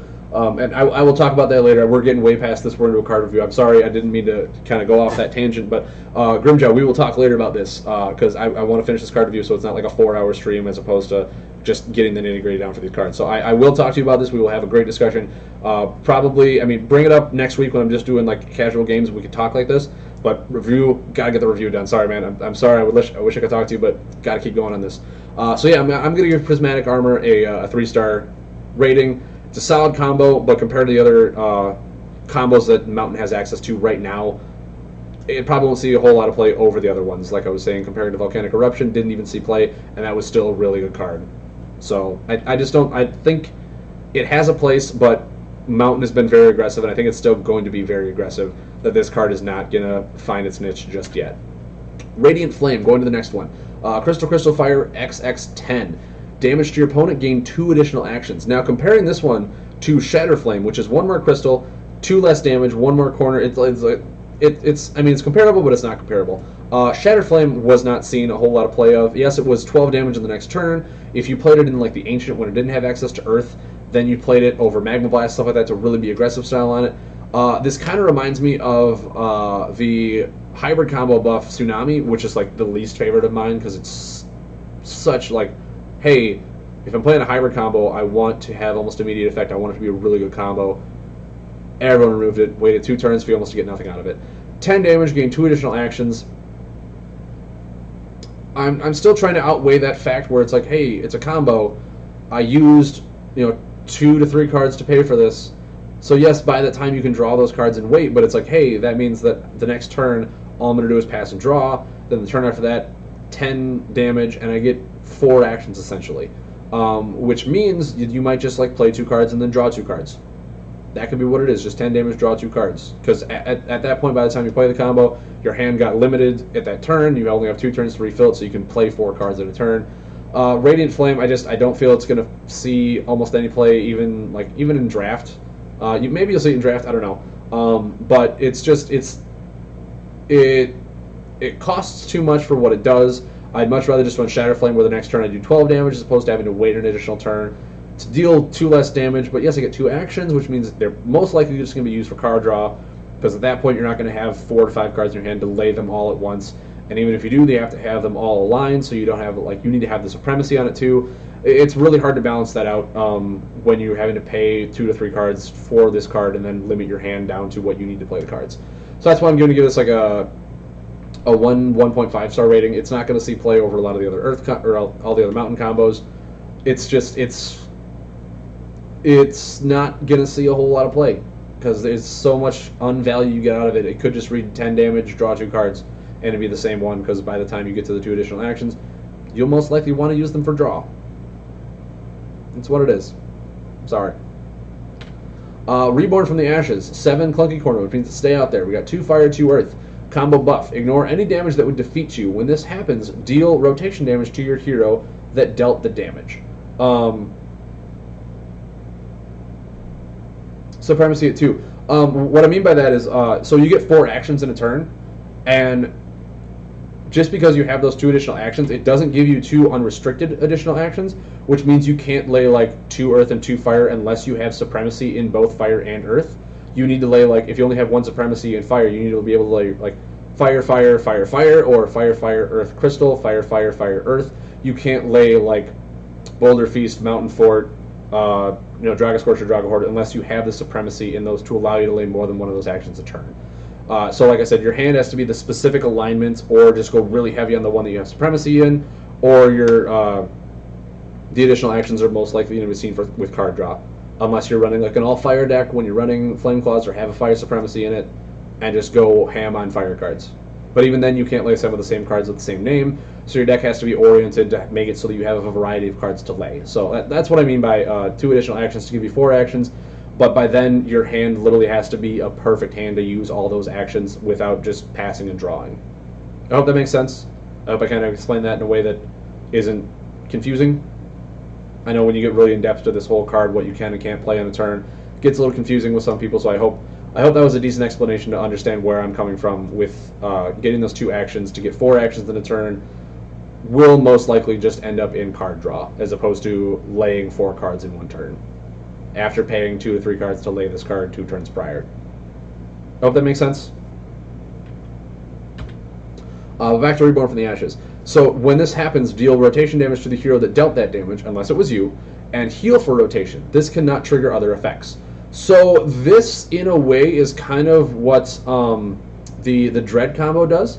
Okay, cool. I'm glad I was able to convey that to you, Grimjaw. And for anyone else that watches this in the future, now, later, I hope that was a proficient explanation of how my view on that one was. But this one is, yeah, the other combo is like a 1 or 2 star. It's not going to see a whole lot of play, if any. But Reborn from the Ashes. So it's kind of like the Undead combo, which is 4/7 rotations. You can't die. Essentially, you get healed for 7 when you do die, and all this other stuff. The buff can't be removed, so if the next 4 turns you don't die. This is a consistent one, so obviously it's going to stay out there, kind of like Crystal Core was, where if you would be dealt damage that would be killing you, you would heal for 7 and deal 7 to your opponent. So I think this is a really interesting buff. It's, in my opinion, like I've been saying before, compared to the other combos that Mountain has access to, just because of the archetype that Mountain has been leading into, the way it's continuously leading into, all of these prevention ones, all of these kind of defensive combos really have not seen play compared to Wrath of the Mountain, Inferno, Shatter Blast, Magma Blast, like all this stuff where you just get so much potential out of heavy hitting combos that defensive combos were kind of put to the wayside. And I feel like this one is also going to be put to the wayside too. It's going to be good in draft. I think it's going to be really fun in draft, but outside of that, I unfortunately don't think this is going to see a lot of play. As good of a combo as this is, because late game, once you get down to there and you get down to the low health, you have so much healing in Mountain alone, just with your Enchanted Soils, with your Rickety Mines, with your Boulder Feasts, all this stuff. That healing back up from not being dead, this is just going to be sitting on the board for a long time. It's not even like all 3 elements in one, so it's easy to pay for combos like that. So it has to fit into almost a certain niche. There's not even a mythical hero that's both fire and earth. It's either earth and crystal, or just fire alone. There's not a fire earth one. Oh no, I think Bloom and Scorch isn't it? Bloom and Scorch is both fire earth. Or no, Bloom and Scorch is just fire, and then it's nature soul. Sorry, or not nature soul. Forest Soul. My completely bad there. I switched the elements around. So yeah, this one it doesn't even have a mythical hero to go along with it yet. Maybe when that comes out, this one will see play, but otherwise, I think this is a 1.5 combo. I'm giving it the 0.5 just because I think it's going to be actually pretty good in draft. Where draft, you're very limited in your card pool. You don't get all the healing that you want, but it's still like, hey, this is essentially a buff that's like Crystal Core, where I can't die, and if you try and kill me, I heal for 7 and deal 7 to you. So like, if you have a way to get your opponent down to low health, you essentially win. They have to waste a buff removal on this, otherwise it's like, well, I'm going to try and kill you. Okay, well, I heal for 7 and you take 7 and you die. That's what happens. But outside of draft, I don't think this is any play. It's a 1.5 just for the draft aspect. The draft aspect makes this good. Outside of like in constructed, it's not a good combo at all. It's not going to see play, which is unfortunate because that's what 2 rare combos that I've given really low reviews to. I'm hoping this picks up. I hope we see a lot better difference from it. But yeah, I don't think these are going to be that strong. All right, next one, recarving. 1 of each, perfect. I love these kind of payment combos where they're really easy to pay for each other. Burn 3 healing, move the bottom 4 cards from your discard pile to your hand. This one, guys, this one I think is going to see a lot of play, both in Constructed and in Draft. Obviously, really easy to pay for, really easy to pay for other combos. You're not going to want to use it early game, which means having that payment, really being able to pay for everything is really helpful.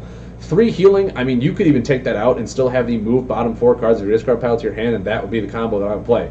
Late in the game, this is really good card recursion. I mean, early in the game when you're trying to be very aggressive, like I said, you play your Flame Bats, you play your Magma Spitters, you play all this combo stuff, or damage stuff. And then, hey, guess what? You're out of damage, but you lay Recarving and get those 4 damage cards back.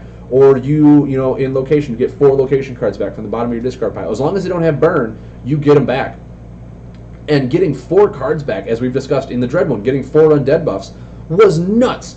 Regrowth, getting 2 buffs back was nuts. Reality Rift, giving 3 buffs back was nuts.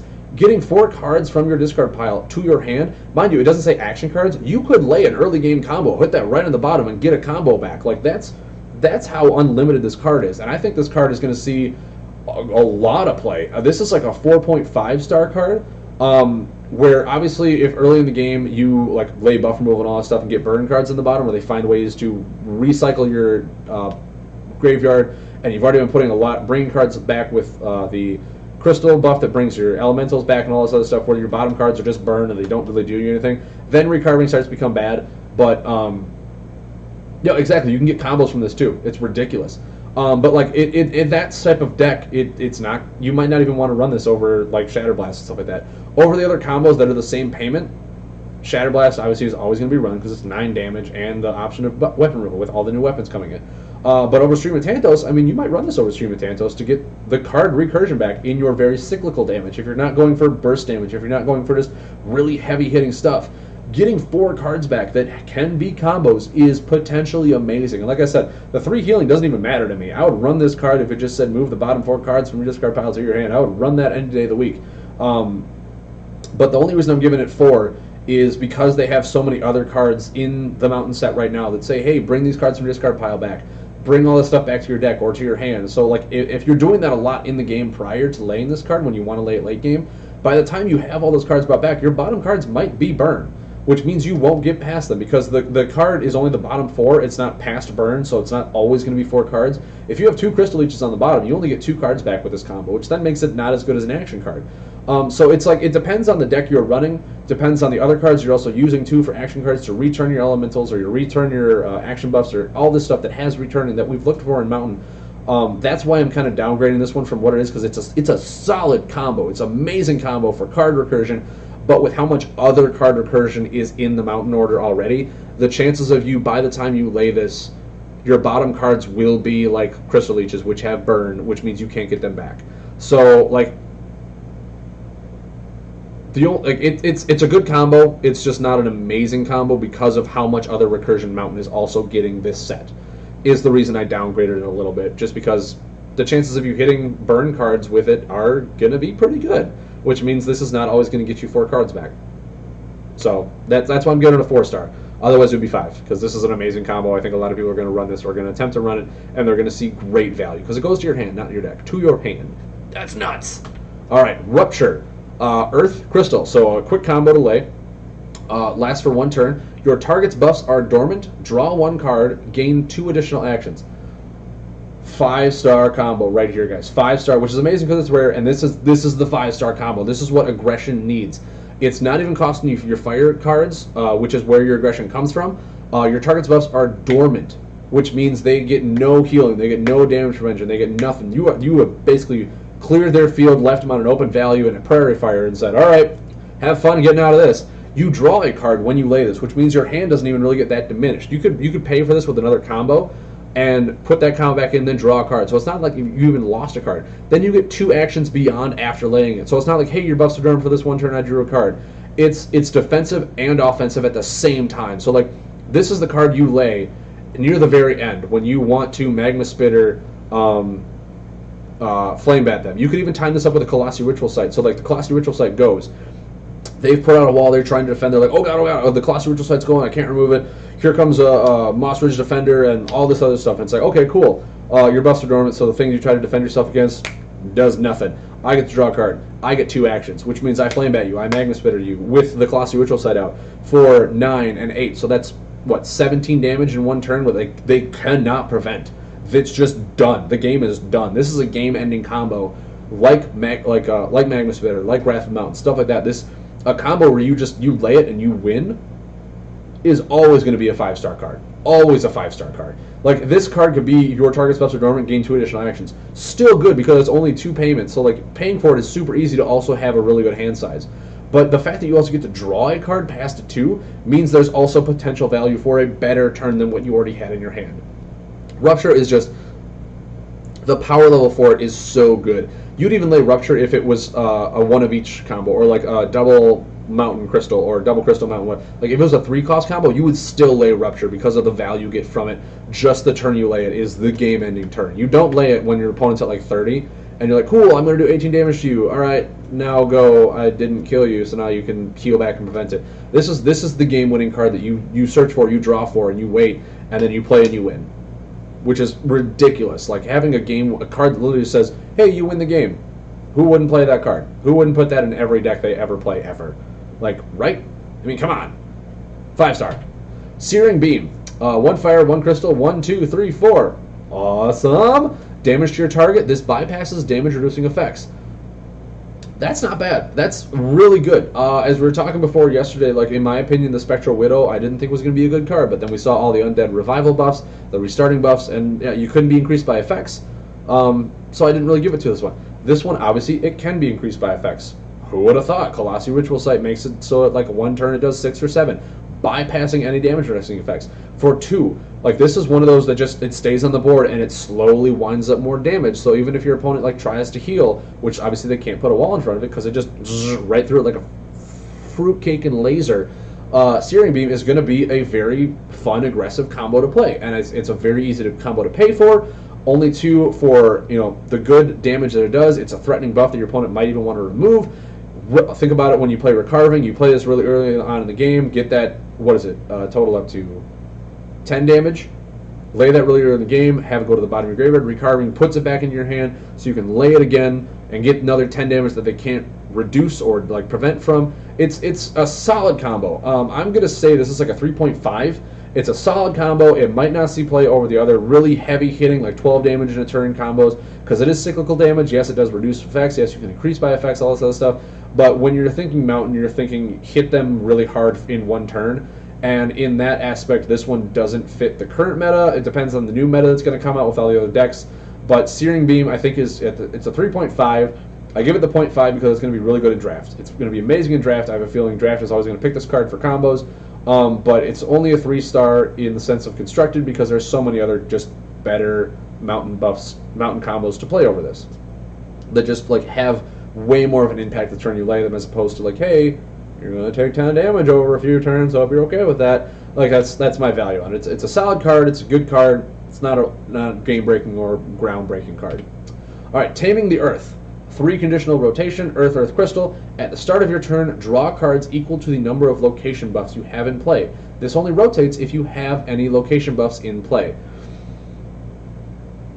Now, this one, I mean, I really like what it's trying to do with the location aspect. I think it's going to be fun to lay into a location deck, but at the same time, when you have cards in your location deck, like the, what was it, Everrock Trader, that just draws you cards. Trying to look. Yeah, Everrock Trader that draws you cards with the location buffs to play and discard 1 card. That one was instant value that you get right away. So like you could lay this combo and have 3 location buffs out. As soon as you lay this combo, your opponent then removes 2 location buffs, and this one just draws you 1 card. It becomes an Ancient Miner, essentially is what it does. And then you try and lay more location buffs and whatnot. And after that, they're like, okay, well now just remove Taming the Earth. That really doesn't help. It's a buff that can be removed. It's a buff that doesn't even get like the perfection from Everrock Architect, where obviously all the combos do not have families oriented to them. Otherwise, they'd be insane. You could bring them back with all this other crazy stuff, and I'm very okay with that.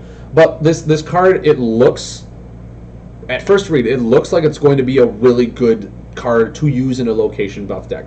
It looks like a really good card that's going to help locations out. But at the same time, all your locations are going to be Earth cards, or some Crystal cards that are going to support them. So all the buffs that you want to lay are the cards that you're going to have to use to pay for this card too. You only get 3 turns where your opponent can essentially remove those location buffs and have you do nothing. Mind you, it only rotates if you have a location buff out, but I mean, it's also at the start of your turn. It's not like when this comes into play and then from then on at the beginning of your turn. Like, it's not just, hey, when you play this, you draw for how many location buffs, and then afterwards it just rotates like normal and you draw location buffs. That would actually be, in my opinion, maybe even better. That way you get instant effect from this combo where it's not, your opponent can easily play around it, and your location buffs have to stay in play. So it's just, in my opinion, it looks like a really good card, it sounds like a really good card, but in aspect, and once you finally play it, you're going to see that you're probably only going to draw like 1 card a corner at sometimes, and if you get more beyond that, it's going to be late in the game where you should have won or be winning already, where your deck is going to be empty by the time you draw all those cards, and in which case then you start bringing your elementals back for more damage. Maybe there is a way that I'm not even looking about this, but I'm only going to give this 2-star rating. I would give it 1 because it's obviously never going to be played in draft. It's a dead buff in draft unless you have like several location buffs, obviously.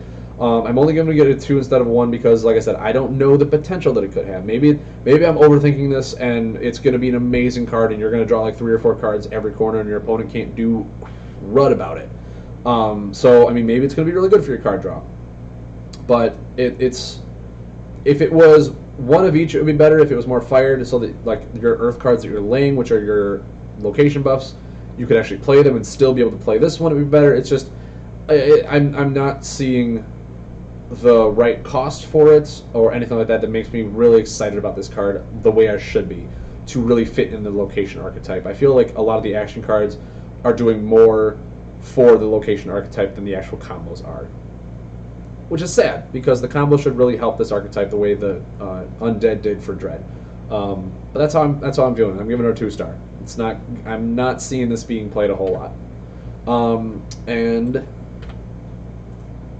it looks like that is the last one, guys. So I hope you enjoyed the review of this Mountain Order. This one actually went by a lot quicker than the last ones. But I'm going to go have some dinner because it's like 9 o'clock right now. I hope that all of my reviews and discussions were okay. I hope that me doing this and you get a new value on how the Mountain Order is going to play out.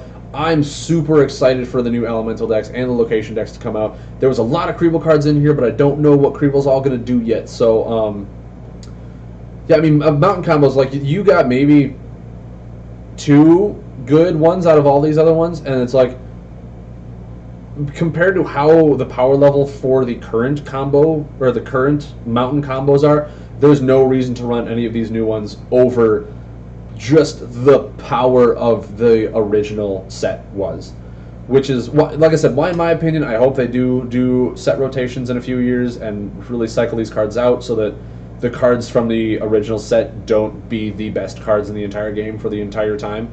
That's what I'm really hoping they do with cycling and refreshing this with set rotations like a lot of other card games do. But yeah, I mean, I was only really excited about what, two Mountain combos. One of them was just a game-winning combo. The other one was just a solid recursion long game combo.